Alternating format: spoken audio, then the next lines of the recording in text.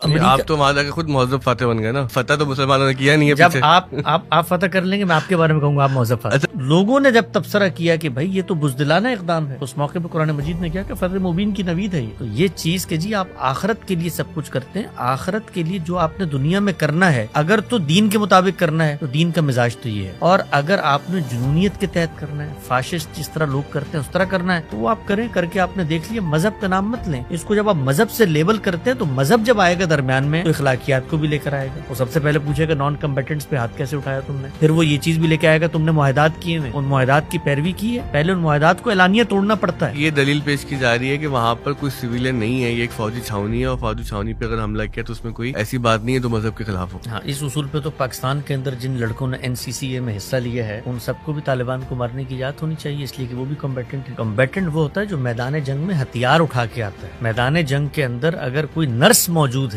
تو وہ بھی کمبیٹنٹ نہیں ہے. تو فوجی اگر اپنے گھر پہ سو رہا ہے تب بھی وہ کمبیٹنٹ نہیں ہے. کمبیٹنٹ کا مطلب یہ ہے کہ اس حالت میں وہ آپ کے سامنے اعلان جنگ کیے ہوئے ہتھیار لے کے آ گیا. تو اس استدلال کے اوپر تو پھر طالبان کا مقدمہ تسلیم کرے نا. ان کے نزدیک جمہوریت کفر ہے اور پاکستان کے سارے لوگ جو ہیں وہ اس کو سپورٹ کر رہے ہیں, تو وہ کمبیٹنٹ ہو گئے. نجم صاحب نے جس طرف اشارہ کیا وہ حافظ ڈاکٹر محمد زبیر صاحب حفظ اللہ اور بہت صاحب علم ہے. غامدی صاحب کی پر تنقید پہ بھی ان کا بڑا کام ہے. انہوں نے, ہم نے جو احمد جاوید صاحب کے ساتھ ایک پروگرام کیا تھا اس میں ہم نے ایک آیت پیش کی تھی سورہ انفال کی. اس پہ ان کا یہ کہنا ہے کہ بھائی جو ہمارے یہاں فقہی روایت موجود ہے اس کے اندر جہاد کو دو بڑی قسموں میں تقسیم کیا گیا, اقدامی اور دفاعی. تو ان کا یہ کہنا ہے کہ یہ آیات جو ہے یہ اقدامی جہاد سے متعلق نہیں, دفاعی جہاد سے. اور یہ جو حماس نے جو کچھ کیا ہے نا یہ دفاعی جہاد تھی, اقدامی نہیں. دنیا کے اندر آج تک جتنی جنگیں ہوئی ہیں اس میں جو دفاع لوگ کرتے ہیں انہوں نے قرآن مجید کی آیات کو پڑھ کے دفاع کیا. مثلا آپ ابھی میرے اوپر حملہ آور ہو جائے تو میں دفاع کے لیے کسی استدلال کو نہیں دیکھوں گا. یہ حقیقت بھی ہے کہ اسرائیل غاصب ہے, وہ آکوپائر ہے. یہ مقدمہ ہندوؤں کا آپ تسلیم کریں کہ مسلمان غاصب ہے, مقدمہ اسرائیل غاصب ہے. پہلے ذرا اس کو ڈیکوڈ کریں, کیا چیز ہے اسرائیل غاصب ہے؟ بھائی اسرائیل کو وہاں پر عالمی قوتوں نے آ کر بٹھایا ہے. وہی عالمی قوتیں ہیں کہ جنہوں نے اس وقت 57 اسلامی ممالک کی لکیریں کھینچی. تو یہ مقدمہ طالبان پیش کرتے ہیں کہ یہ غاصب ہے پاکستانی. انہوں نے ڈیورنگ لائن کو لائن بنا کر سرحد کو تقسیم کر دیا. یہ سرحد تو عالمی سرحد ہے, اس میں ہمارے پختون یہاں پہ رہتے ہیں. اگر میرے گھر پر آپ کسی کو لا کے بسا دیں گے اور وہاں پر تو یہ ہندوؤں کے گھر پہ 1000 سال تک جو ہم یہاں پر آ کر بسے رہے, مثال کے طور پر بھائی گھر تو گھر تھا جس وقت تک میرا گھر تھا. بھائی ہم for the sake of argument مان لیتے ہیں ہم بھی غاصب اور اسرائیل بھی غاصب ہے. اب دونوں کا کیا کرنا ہے؟ ہاں, اب اگر دونوں کو کرنا تو سب سے پہلے اپنی زمین چھوڑیں, ہندوؤں کے حوالے کریں اور جہاں عرب ممالک میں واپس, پھر اگلوں سے بات کریں گے. تو دنیا کے اندر جو ہے یہ تو جگہ بھی پتہ ہے ہم لوگوں کا, تو وہ بھی ہماری تو اصل بھی نہیں پتا, DNA کروانا پڑے گا, پتہ لگے ہم یہی آریائی نسلوں سے تعلق رکھتے ہیں. یہ جو ہے نا کھڑا ہو جانا, وہی کھڑے کہاں ہوئے پہلے تو یہ بتائیں. وہ جرگمالی چھپانا یہ کوئی چھوٹی بات تو نہیں تھی نا. اب آپ جانتی ہیں کہ ٹیکنالوجی کس قسم کی اسرائیل کے پاس ہے, امریکہ کے پاس ہے, تو ڈھونڈ لیتے ہیں جا کے جرگمالی. تو ہم نے بھی ایک ایبٹ میں چھپایا ہوا تھا, یہاں لے گا نا ڈھونڈ کے پکڑ کے. اس میں ہماری تو کوئی بہادری اور کامیابی نہیں ہے. یعنی اس کے بعد کہ ہم لوگ بہت دلیر ہو گئے. وہ 12 سال تک وہاں ڈھونڈ رہا تھا افغانستان میں, وہ ہمارے یہاں محلے سے مل گیا. تو اس میں ہماری دلیری اور بہادری کیا ہے؟ منہ چھپاتے ہوئے پھرتے ہیں, ہمیں پتہ ہی نہیں تھا جی کیا ہو گیا. میں نے آپ کے پروگرام میں آج سے 2 سال پہلے کہا تھا کہ دنیا کی تاریخ میں جب فتح ملتی تھی تو آپ کی ماں, بہن, بیٹیوں کو لونڈی بنایا جاتا تھا, اور اس کے بعد وہ آپ کی باج گزار ہوتی, ان کی تقدیر کا فیصلہ کیا جاتا اور آپ لوگ غلام بنتے تھے. یہ دنیا کا عرف ہے. یہ کام ہم نے بھی کیا اور ہمارے ساتھ بھی ہوا. خدا کا شکر ادا کریں کہ یہ جو عالمی قوتیں ہیں کم سے کم یہ اتنی مہذب ہو چکی ہیں کہ یہ آپ کو آپ کے ملکوں میں نیند خود مختاری دے دیتی, اس کو ہونے دیتی ہیں کہ آپ ترکی بنا لیں, آپ ملیشیا بنا لیں, اور ہم اس کے مقابلے میں کہاں کھڑے کہ شوکت کفر کا خاتمہ کرنا ہے. آپ کی اسی بات سے مہذب فاتح والے وہ ترکیب سے بھونچال کھڑا ہو گیا تھا. تقریباً آپ نے وہی بات دہرا دی. اب سوال تو یہ ہے نا کہ آپ کے سامنے 80,000 مار دیے, 16,000 بچے مار دیے, اور کیسے کیسے مظالم ہوئے, حاملہ خواتین کے ساتھ کیا ہوا, چھوٹے چھوٹے بچوں کے ساتھ کیا ہوا. تو ہم اب یہ تو نہیں کہہ سکتے کہ بھائی چونکہ 2000 سال پہلے وہ غلامی کا زمانہ تھا اور لونڈیاں بناتے تھے اور غلام بناتے تھے تو ٹھیک ہے وہ بڑا ظلم تھا. اس کے جو اگر ہم تناظر میں دیکھیں تو یہ بہت چھوٹا سا ظلم لگ رہا ہے, لیکن ہم تو اپنے عہد کو دیکھیں گے نا. اب ہمارے عہد کے اندر جو اتنا بڑا ظلم ہوا ہے اس کی کوئی مثال نہیں ملتی. تو یہ کیسی تہذیب ہے؟ آپ کے بارے میں کہا جاتا ہے کہ اسرائیل کی مذمت نہیں کرتے. سیدنا حسین کو اگر یہ محسوس ہوتا تھا کہ جو حکومت وقت ہے وہ استبدادی ہے اور وہ کھلے کفر کا ارتکاب کر رہی ہے, اس صورت میں ان کو یہ دینی جواز مل جاتا ہے کہ وہ سرحدوں پہ جائیں, ایک پیرلل حکومت تشکیل دیں اور اس کے بعد اپنی صلاحیت کا جائزہ لیتے ہوئے اقدام کر دیں. اور پھر اقدام کے بارے میں جو بھی معاملہ ہوگا وہ دیکھا جائے گا وقت کے ساتھ. لیکن ہم نے یہ دیکھا کہ جو کچھ انہوں نے کیا ہے یہ اس سطح کی کوئی بغاوت نہیں تھی, یہ اس سطح کا کوئی اقدام نہیں تھا. ان کو ایک علاقے کے لوگوں نے اپنی حمایت کا یقین دلایا ہے, وہ اس علاقے میں جا کر جائزہ لینا چاہتے تھے, اس سے زیادہ کچھ نہیں کرنا چاہتے تھے. جب وہ گئے ہیں, جو وقت کی حکومت ہے وہ تو اس جائزے کو بھی بغاوت پہ معمول کرے. اس نے وہی استبدادی استبدادی رویہ اپنایا جو استبداد اپناتا ہے. لیکن اس موقع پر کیا ہوا, ان کا جو مکالمہ تاریخ کے اندر نقل ہوتا ہے, انہوں نے یہ کہا کہ میں تو اعلی کلمت اللہ کا جہاد کرنے جا رہا ہوں. جو 3 آپشن سامنے آئے ہیں وہ تو تاریخ کے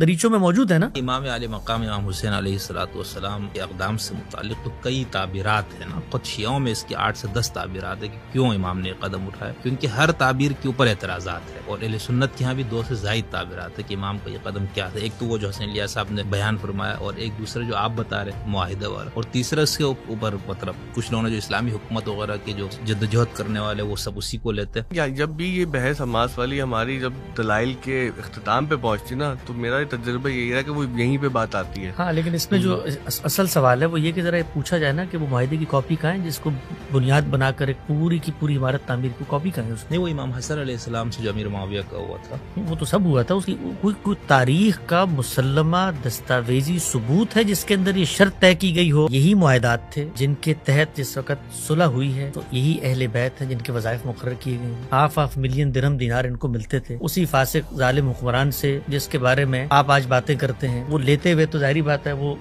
ظالم نے ان کا پورا حق اقتدار غصب کیا, تو اب اگر ادھر سے کچھ ملتا تھا تو ان کو اپنا حق مل رہا تھا نا. مطلب حق سے بہت کم مل رہا اگر یہ مان بھی لیا. اچھا, کیا حق ہے یہ, مطلب مثال کے طور پر دینی لحاظ سے کون سا حق طے ہوا ہے جس کے تحت آپ کو پیسے ملے؟ حضور کی آل اولاد کے لیے جو نان نفقے کی سارے ذمہ داری وہ تو بیت المال کی نان نفقے کی ذمہ داری تھی نا. جو معاہدے میں لین دین ہوئی ہے وہ سیاست کے اصولوں پر ہوئی ہے, وہ ایسا نہیں ہوئی ہے مثال کے طور پہ نان نفقے کے لیے آپ پیسے دے دیں. اس میں لاکھوں درہم دینار باقاعدہ جا کے وصول کیے جاتے ہیں. اس میں اب انہوں نے بات کی اس کی ریسیونگ تاریخ میں ملتی ہے اس طرح سے جیسے اس کی ریسیونگ اسی طرح ملتی ہے جیسے معاہدہ ان کے پاس ہے. ہر سیاسی معاہدہ وہ حالات اور واقعات کا پابند ہوتا ہے. ہمارے یہاں تو ایک تعبیر مذاق بن گئی کہ وعدے قرآن و حدیث نہیں ہوتے. ہمارے صدر صاحب نے کہا تھا, آصف علی زرداری صاحب نے کہا تھا, کون سے مرد حر آصف علی زرداری صلی اللہ تعالی, یہ انہوں نے ایک بات کی تھی. یہ بات آپ لوگوں کے فکر پر اگین ایک یہ چارج ہے کہ بھئی آپ لوگوں نے جہاد کو تقریباً معطل ہی کر دیا ہے اور بالکل لوگوں کو ایسا سبق سکھا دیا ہے کہ مولویوں کے خلاف روزانہ جہاد کرتے ہیں. ہماری تو پوری فکر ہی جہاد ہے. ہم نے تو جہاد کو ترکہ کیا. ہم تو ہر وقت جہاد میں, بلکہ ہمارے تو دفاعی جہاد ہے. ہمارے تو لوگوں کو پکڑ کے تو ہمارے تو جہاد پہلے دن سے جاری ہے. ہمارے تو اکابرین کو ہم نے تو وہ بنیادیں رکھ دی ہیں کہ مخاصمت کی کہ اب ہمارے ساتھ تو ہر وقت جہاد ہوتا رہے. ہمارے تو اکابرین نے ہجرت کی ہے اس جہاد کی وجہ سے. کہ وہ آپ کی ہجرت پر بھی لوگ سوال اٹھاتے کہ کیا عربی کا مقولہ ہے کل شیء یرجو الی اصلہ, کہ یہ تو اردو کا بھی ہے, پہنچی وہیں پہ خاک جہاں کا خمیر تھا. پنجابی میں بھی وہ تو آپ پہ السلام علیکم. آج ہمارے ساتھ حسن الیاس صاحب اور شمس الدین حسن چگری صاحب موجود ہیں. حسن بھائی السلام علیکم. وعلیکم السلام جناب, خیریت؟ پچھلے پوڈ کاسٹ کی یادیں ابھی ہماری ختم نہیں ہوئی کہ ہم نے ایک دفعہ پھر آپ کو زحمت دی, بہت شکریہ. بہت عنایت. اچھا دیکھیں, اس وقت جو مسئلہ زیر بحث ہے اور بہت زیادہ ہی زیر بحث ہے اب تو, اور اس میں ہمارے پلیٹ فارم سے بھی کچھ گفتگو اس طرح کی گئی ہے کہ وہ اس پہ کافی تنقید بھی ہو رہی ہے, تحسین بھی ہو رہی ہے. ظاہر ہے کہ جس کا جو نقطۂ نگاہ ہے وہ اس کو پیش کر رہا ہے. تو ہم آپ سے یہ جاننا چاہتے ہیں کہ جو پوری بحث ہے یقیناً آپ کے سامنے ہے, اور اس میں حماس کے حوالے سے تو سب سے اہم سوال جو مجھے لگتا ہے وہ یہی ہے کہ جو 7 اکتوبر کی جو کارروائی تھی, کیا یہ کوئی دینی جواز رکھتی ہے یا کوئی مذہبی جواز رکھتی ہے؟ کیونکہ ہمارے مسلمانوں کی نفسیات تو یہی ہے کہ اس وقت ہم غلامی اور محکومی میں وقت ضرور گزار رہے ہیں, لیکن اس غلامی سے نکلنے کے لیے کوئی عملی اقدام تو اٹھانا پڑے گا, کچھ تو کرنا پڑے گا کہ ہم اس غلامی کی زنجیر کو توڑ کے آگے بڑھیں وغیرہ وغیرہ. تو آپ جب اس کو مذہبی تناظر میں, خالصتاً مذہبی تناظر میں اس حملے کو دیکھتے ہیں, تو آپ کو کوئی اس کی توجہ نظر آتی ہے؟ لیکن دنیا میں جو حقائق ہمارے سامنے آتے ہیں ان کا تجزیہ کرنے کے 2 پہلو ہیں. پہلا تو یہ ہے کہ آپ اسی جذباتی رمق کے اندر بہتے ہوئے اپنے حق کو استعمال کرنے کی بحث کریں اور کہیں کہ بھئی یہ استبداد ہمارے اوپر مسلط ہو گیا تھا, تاریخی اعتبار سے یہ سرزمین ہماری ہے, لہٰذا ہم کوشش کر کے اس کو واگزار کروائیں گے. دوسرا طریقہ یہ ہوتا ہے کہ جو اقدامات کے نتائج نکلے ہیں اس کی ریورس انجینئرنگ کی جائے اور یہ دیکھا جائے کہ یہ جو کچھ آپ کو حاصل تھا ان اقدامات کے نتیجے میں اس میں اضافہ ہوا یا کمی ہوئی. میرے نزدیک اس معاملے میں جو دینی بحث ہے وہ ایک پہلو سے تو بہت اہمیت کی حامل ہے کہ اللہ تعالیٰ نے ہمیں اپنی کتاب میں بتایا ہے کہ جب تم اقدام کرنے کے لیے جا رہے ہو تو دین کبھی بھی آپ سے کوئی ایسا مطالبہ نہیں کرتا جو علم اور عقل کے استدلال سے ماورا ہو. مثلاً یہ کہ میں اکیلا شخص کھڑا ہوا ہوں، میرے سامنے کسی برائی کا ارتکاب ہوتا ہے، برائی کا ارتکاب مسلمہ حقیقت ہے، دین جب بھی مجھے اس برائی کے بارے میں کسی رد عمل کی ہدایت دے گا تو ایک اصول دین میں زیر بحث ہے، وہ یہ ہے کہ آپ کو آپ کی استطاعت سے بڑھ کر دینی لحاظ سے کسی چیز کا مکلف نہیں ٹھہرایا جاتا۔ میرے سامنے 5000 لوگ مل کے کوئی توہین کا کام کر رہے ہیں، کوئی خلاف اسلام کام کر رہے ہیں، مجھے یہ حق تو حاصل ہے کہ میں اس کو روکوں، لیکن میرا یہ جو حق کو ایکسرسائز کرنے کا عمل ہے کہ دین نے مجھے اس کا مکلف ٹھہرایا ہے، تو ہم لوگ یہ بتاتے ہیں کہ اس ضمن میں جو کچھ روایتیں آپ پڑھتے ہیں، جو قرآن مجید کا استدلال ہے، وہ سب کا سب دائرہ اختیار سے متعلق ہے۔ اگر آپ کے دائرہ اختیار میں ہے، قوت، استطاعت، طاقت ہے، تو آپ یہ کام کر ڈالیں، ہاتھ سے کر سکتے ہیں ہاتھ سے کریں، زبان سے کر سکتے ہیں زبان سے کریں۔ یہ جو تدریج خود روایت کے اندر آئی ہے، یہ ہمیں یہ بتاتی ہے کہ یہ ایمان کی ادنا صورت ہے۔ خود رسول اللہ صلی اللہ علیہ وسلم نے فرمایا نا کہ ذالک اضعف الایمان، اگر تم کوئی چیز ہاتھ سے نہیں روک سکتے، زبان سے روکو، زبان سے دل میں برا جانو۔ سوال یہ ہے کہ ایک چیز کی میں طاقت اور قدرت ہی نہیں رکھتا، میرے سامنے 50 پہلوان آگے ہیں تو میں تو ان سے لڑنے کی طاقت نہیں رکھتا، تو یہ میرے ایمان کی کمی کا باعث کیسے بن سکتی؟ تو خود روایت پہ غور کرنے سے واضح ہو جاتا ہے کہ میں طاقت اور قدرت رکھتا تھا، ان لم یستطع کے الفاظ آتے ہیں، رکھتا تھا پھر بھی میں نے یہ کام نہیں کیا، تو یہ ایمان کی کمزوری کی باعث بنتی ہے۔ تو یہ جو حماس کا پورا قضیہ ہمارے سامنے آتا ہے، اور بعض میں نے دیکھا لوگوں نے اس پر یہ بھی بحث کی کہ رسول اللہ نے خود فرمایا ہے، جو قرآن مجید کے اندر چیز آئی ہے یہ تو اقدامی چیز ہے، اگر اس کے بارے میں دفاعی صورت میں اس کا اطلاق ہی نہیں ہوتا، اور وہ ایک روایت بھی لوگ پیش کرتے ہیں جی 12,000 کا لشکر ہو تو وہ ہمیشہ غلبہ اور فتح پا لے گا۔ تو اس طرح کی چیزوں کو اندر اتر کے دیکھنا چاہیے۔ اللہ کے پیغمبر نے ایک موقع پر یہ کہا ہے مسلمانوں کو کہ اگر اتنی تعداد ہو تو وہ تو فتح پا ہی لے گی، تو جس کانٹیکسٹ میں کہا ہے، جن لوگوں کو کہا ہے، ہم جانتے ہیں حنین کے اندر 12,000 کا لشکر تھا، اول اس کو وہ فتح کامیابی حاصل نہیں ہو سکی، لیکن پھر دوبارہ اس نے کوشش کی تو کامیابی حاصل ہو گئی۔ تو پیغمبر جب بھی کوئی بات کرتے ہیں ایک زمان و مکان اور ایک اطلاق کے پس منظر میں ہوتی ہے۔ آج کے دور میں جنگ کا تعلق افرادی تعداد سے ہے ہی نہیں، آپ کے پاس 12,000 ہوں یا 12 کروڑ ہوں، جنگ کا تعلق ٹیکنالوجی سے ہے، جنگ کا تعلق ویژن سے ہے، جنگ کا تعلق معیشت سے ہے، کتنے دن آپ جنگ جاری رکھ سکتے ہیں۔ تو اس طرح کی باتیں لوگ اٹھاتے ہیں، آؤٹ آف کانٹیکسٹ لے کے آتے ہیں۔ خود قرآن مجید نے جس موقع پر یہ صورتحال ہے کہ مسلمان کمزور ہیں، ان کو کہا ہے کہ اپنا ہاتھ قتال سے روکو، اور جب موقع پیدا ہو گیا ہے، وہ موقع کیسے پیدا ہو گیا ہے کہ جو مخاطبین موجود ہیں وہ علم اور استدلال سے یہ ثابت کر سکتے ہیں کہ وہ مقابلہ کر سکتے ہیں۔ تو اس میں یہ جو صورتحال ہوئی ہے، زیادہ لڑنے بھڑنے کی ضرورت نہیں ہے۔ نتیجہ کیا نکلا؟ کیا نتیجہ غلبے کی صورت میں نکلا یا مغلوبیت کی صورت میں نکلا؟ اگر مغلوبیت کی صورت میں نکلا، جو کچھ حماس کے پاس پہلے سے تھا، جو ان کے پاس گرد و پیش کی ریاستوں میں مدد تائید تھی، اس کا خاتمہ ہوئی یا اس میں افزونی ہوئی، تو یہ چیز فیصلہ کر دے گی کہ آپ کے پاس طاقت تھی یا نہیں تھی۔ اس میں قرآن حدیث پڑھنے کی ضرورت نہیں ہے۔ اگر آپ کے پاس طاقت تھی تو فیصلہ کن ہو جانی چاہیے تھی۔ تو حقیقت یہ ہے کہ اس وقت حماس کو شکست ہوئی ہے، اور اس کے نتیجے میں 50-60 ہزار لوگ شہید ہوئے ہیں، بچے شہید ہوئے ہیں۔ یہ تو آفیشیل نمبر ہے، ورنہ 80,000 تک کا 80,000 تک لوگ کہہ رہے ہیں، اس سے زیادہ لوگ شہید ہوئے ہیں۔ تو اس میں حاصل ہوا کیا؟ سوال یہ ہے، گرد و پیش میں جو سلطنتیں آپ کی پراکسی کے طور پہ مدد کرتی تھی، ان کا خاتمہ ہو گیا، ان میں حکومتیں ختم ہو گئیں، اور اسرائیل اس وقت جس جگہ پر پہنچ چکا ہے، یعنی جو منادی ہم اتنے لمبے عرصے سے کر رہے ہیں، ہمارے بزرگ کر رہے ہیں، جاوید احمد غامدی صاحب نے کیا، ہمارے بزرگ احمد جاوید صاحب کر رہے ہیں، ہر آدمی جو یہ بتا رہا ہے وہ مسلمانوں کا خیر خواہ ہے۔ پہلے اس بات کو سمجھیں۔ یعنی لوگ یہ سمجھتے ہیں کہ شاید حماس فتح کے دہانے پہ پہنچی ہوئی تھی، ان دانشوروں کی بزدلانہ گفتگو کے نتیجے میں اس کو شکست فاش ہوگی۔ نہیں بھائی، وہ یہ بتا رہے تھے کہ جس طرف تم دوڑ رہے ہو آگے کھائی ہے، اس کھائی سے اپنی نسلوں کو بچاؤ۔ اگر تم اپنی نسلوں کو اس کھائی سے نہیں بچاؤ گے تو تم اس میں گرو گے۔ اور یہ جو ہمارے مسلمانوں کے اندر ایک نفسیات پیدا ہوگی نا کہ ہر شکست کو آپ عظمت کی گلوریفیکیشن میں لے کے چلے جاتے ہیں، گویا ایک داستان آپ نے رقم کر دی۔ بھائی یہ داستان مسلمان اس سے پہلے رقم کرتے چلے آئے، شاملی کی جہاد میں نہیں داستان رقم ہوئی، بالاکوٹ کے اندر یہ داستان رقم نہیں ہوئی، اسامہ بن لادن نے جا کر یہ داستان رقم ہوئی۔ تو یہ عظمت کی جو داستانیں ہیں، یہ لوگوں کو قصے اور کہانی اور فکشنل رائٹنگ میں بڑی مدد دیتی ہیں، لیکن حقیقت کی دنیا میں آپ کو کچھ حاصل نہیں ہوتا۔ تو میرا خیال یہ ہے کہ جو لوگ اس وقت اس طرح کی باتیں کر رہے ہیں، خود اسلام آباد میں آپ نے دیکھا جس وقت یہ اقدام ہوا تو پاکستان کے سب سے بڑے عالم کھڑے ہو کر کہہ رہے تھے ہم جنگ بندی کی مخالفت کرتے ہیں۔ تو آج حماس جنگ بندی پہ کیوں آمادہ ہوئی؟ یعنی کیا حماس نے جنگ بندی پر آمادگی کو قبول کرنے کا یہ اعلان نہیں کر دیا کہ اس جنگ میں ہم اس جگہ پر نہیں کھڑے ہوئے. تو شکست تو ہو گئی. اب آپ بحثیں کرتے رہیں کہ اللہ نے کیا کہا ہے، رسول اللہ نے کیا کہا ہے. اور اس میں جو سب سے خطرناک بات ہے، میں آپ کو ایک واقعہ چھوٹا سا سناتا ہوں. ہمارے ایک دوست تھے مدرسے میں، وہ دور طالب علمی میں جس وقت سقوط طالبان ہوا افغانستان چلے گئے، اور وہ سب تقریریں اور سب ان کو نویدیں یاد تھیں کہ اللہ کی مدد آئے گی اور فرشتے اتریں گے قطار اندر قطار اور یہ سب کچھ ہوگا. وہ پکڑے گئے. پکڑے جانے کے بعد وہ جیل میں گئے اور کئی سال جیل میں رہے.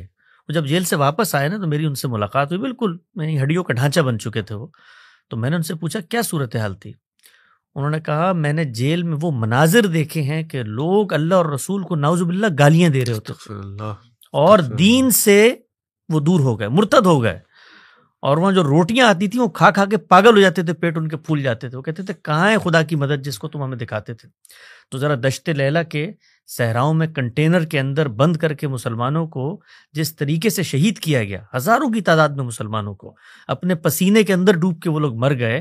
تو ان لوگوں کو یہ سمجھانے کی کوشش کرتے ہیں کہ یہ نوجوان نسل ہے، یعنی اس نسل کو کچھ آپ سائنس ٹیکنالوجی کچھ دین کچھ ان کے پیچھے خاندان ہوتے ہیں، آپ سوچیں ان کے بچے ہوتے ہیں، اور یہ عظمت کی داستانیں بتا کر ہم اپنی نسلوں کو برباد کر رہے ہیں. ہم حقیقت کا اعتراف کرنے کے لیے ان کو آمادہ نہیں ہونے دیتے.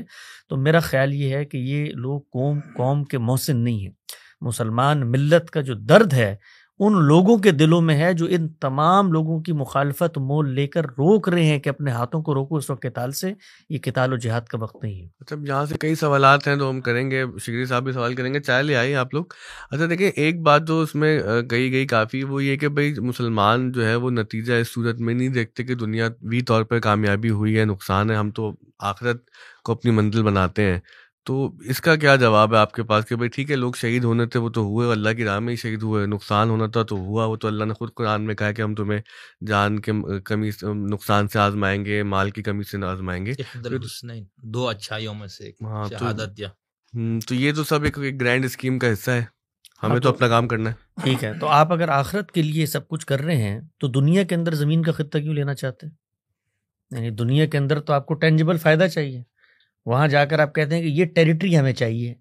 تو یہ ٹیریٹری لینا وہ بھی مذہبی بات کہتے ہیں کہ بھائی وہ مذہبی ضرورت ہے ہماری، وہ بیت المقدس لینا. مذہبی ضرورت جو ہے وہ اگر آپ کی ہے تو مذہبی ضرورت دوسروں کی بھی ہو سکتی ہے. یعنی مذہبی ضرورت جو ہے اس کے لیے تو پہلے مذہبی استدلال آئے گا. یعنی اللہ تعالیٰ آپ پر یہ ذمہ داری عائد کرے. میں اس کو چھوٹی سی مثال سے سمجھاتا ہوں. مثلا آج حرمین پہ حملہ ہو جاتا ہے، آپ کے علم میں ہونا چاہیے کہ حرمین پہ ماضی تاریخ کے اندر کئی دفعہ حملہ ہوا ہے اور کئی دفعہ اس کی دیواریں گرا دی گئی ہیں. یہ پھر سے نو تعمیر شدہ عمارتیں ہیں جو آپ کو نظر آتی ہیں، سب کچھ ہوا ماضی کے اندر. تو مثال کے طور پہ آج حرمین پہ حملہ ہو جائے اور ہم مسلمانوں کو یہ معلوم ہو کہ جن لوگوں نے حملہ کیا ہے ان کے پاس ایسی ٹیکنالوجی ہے کہ جو حرمین کے قریب آئے گا وہ مارا جائے گا. تو دین کی یہ ہدایت کہ یہ اللہ کا گھر ہے اور بنی اسماعیل کی یہ ذمہ داری کہ آپ نے اس کو محفوظ رکھنا ہے اعتکاف کرنے والوں کے لیے، نماز پڑھنے والوں کے لیے، تب بھی یہ اجتہادی طور پر اگر آپ اقدام کرتے ہیں تو خودکشی کے مترادف ہوگا کہ آپ اس کے تحفظ کے لیے چلے جائیں اگر دینی استدلال بھی ہو. سوال یہ ہے کہ دینی استدلال تھا نا، یہ دینی استدلال صحابہ نے تو نہیں کیا صلح حدیبیہ کے موقع پہ کہ جی کٹ مر جاتے ہیں، ہمیں تو کیا ہے اللہ اور اس کا رسول ہمارے درمیان موجود ہے، تو اصل چیز تو آخرت ہے نا، تو ہم چلے جاتے ہیں. اللہ نے کیا کہا؟ بھائی ہمارا مقصود ہے وہاں پر جو لوگ بیٹھے ہوئے ہیں ان کو نکالنا.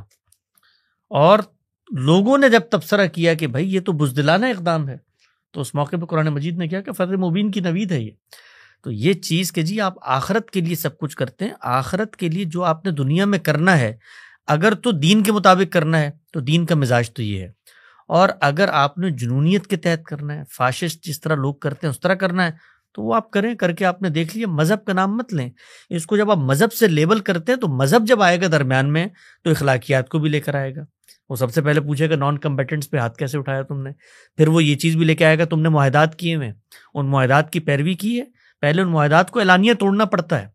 آپ دیکھیے جس وقت خدا کا عذاب آ گیا ہے پیغمبر کی موجودگی میں، اس وقت بھی پہلا استثناء سورۃ توبہ میں بیان کر دیا جن سے معاہدہ ہوا ہوا ہے ان کے معاہدے خاتمے ہوں گے. تو یہ جو جتنی چیزیں ہوتی ہیں، جنگ کی اخلاقیات ہیں ہمارے ہاں، جنگ ظلم و عدوان کے خلاف ہوتی ہے، اس میں نان کمبیٹنٹس کو آپ حملہ آور ہوتے ہیں. وہاں پر بھی قرآن مجید نے بتا دیا ہے کہ اگر میدان جنگ میں، عین میدان جنگ میں، یہ بحث ہمارے ہو رہی ہے نا کہ جی جن لوگوں کو حماس نے وہاں پر اغوا کیا وہ تو ان لوگوں کو ووٹ دیتے تھے اور ان کو پیسہ نہیں، دیتے اس سے تھے. آگے بھی ایک بات ہو رہی ہے، وہ یہ کہ اسرائیل میں 18 سال سے عمر جتنے لوگ ہیں وہ سب ملٹری ٹریننگ حاصل کرتے ہیں، یا وہ بالجبر ان کو ملٹری ٹریننگ دی جاتی ہے. اور اب تو آپ کو پتہ ہے کہ جو آرتھوڈاکس جیوز جن کو استثناء تھا وہ استثناء بھی ختم کر دیا گیا ہے. تو ایک یہ دلیل پیش کی جا رہی ہے کہ وہاں پر کوئی سویلین نہیں ہے، یہ ایک فوجی چھاونی ہے، اور فوجی چھاونی پہ اگر حملہ کیا تو اس میں کوئی ایسی بات نہیں ہے جو مذہب کے خلاف ہو. ہاں، اس اصول پہ تو پاکستان کے اندر جن لڑکوں نے NCCA میں حصہ لیا ہے ان سب کو بھی طالبان کو مارنے کی اجازت ہونی چاہیے، اس لیے کہ وہ بھی کمبیٹنٹ ہیں. کمبیٹنٹ وہ ہوتا ہے جو میدان جنگ میں ہتھیار اٹھا کے آتا ہے. میدان جنگ کے اندر اگر کوئی نرس موجود ہے تو وہ بھی کمبیٹنٹ نہیں ہے. تو فوجی اگر اپنے گھر پہ سو رہا ہے تب بھی وہ کمبیٹنٹ نہیں ہے. کمبیٹنٹ کا مطلب یہ ہے کہ اس حالت میں وہ آپ کے سامنے اعلان جنگ کیے ہوئے ہتھیار لے کے آ گیا. تو یہ جو تعریفیں اس طرح کی ادنا مماثلتیں تلاش کی جاتی ہیں کہ بھئی مثال کے طور پہ وہ ان لوگوں کو سپورٹ کرتے تھے، اس کے نتیجے میں ہم نے یہ کر لیا، تو اس استدلال کے اوپر تو پھر طالبان کا مقدمہ تسلیم کرے نا.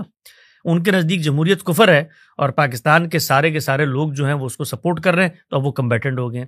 تو یہ جتنی باتیں ہیں، اس طرح کی جو چیزیں ہیں، یہ جواز اب ان کو کیوں نہیں دیتے؟ یعنی اسرائیل اگر یہی اطلاق کرے کہ بھئی ہم تو ان لوگوں کے خلاف لڑ رہے ہیں جو ایک کمبیٹنٹ تنظیم کے ساتھ نظریاتی وابستگی رکھتے ہیں، وہاں پر تو آپ آتے ہیں بے گناہ عورتوں اور بچوں اور ان کو کر دیا آپ نے، تو یہ مقدمہ وہاں بھی تسلیم کریں. تو اس طرح کی جو باتیں ہیں میرے بھائی یہ چل نہیں سکتی آج کے معاشرے میں.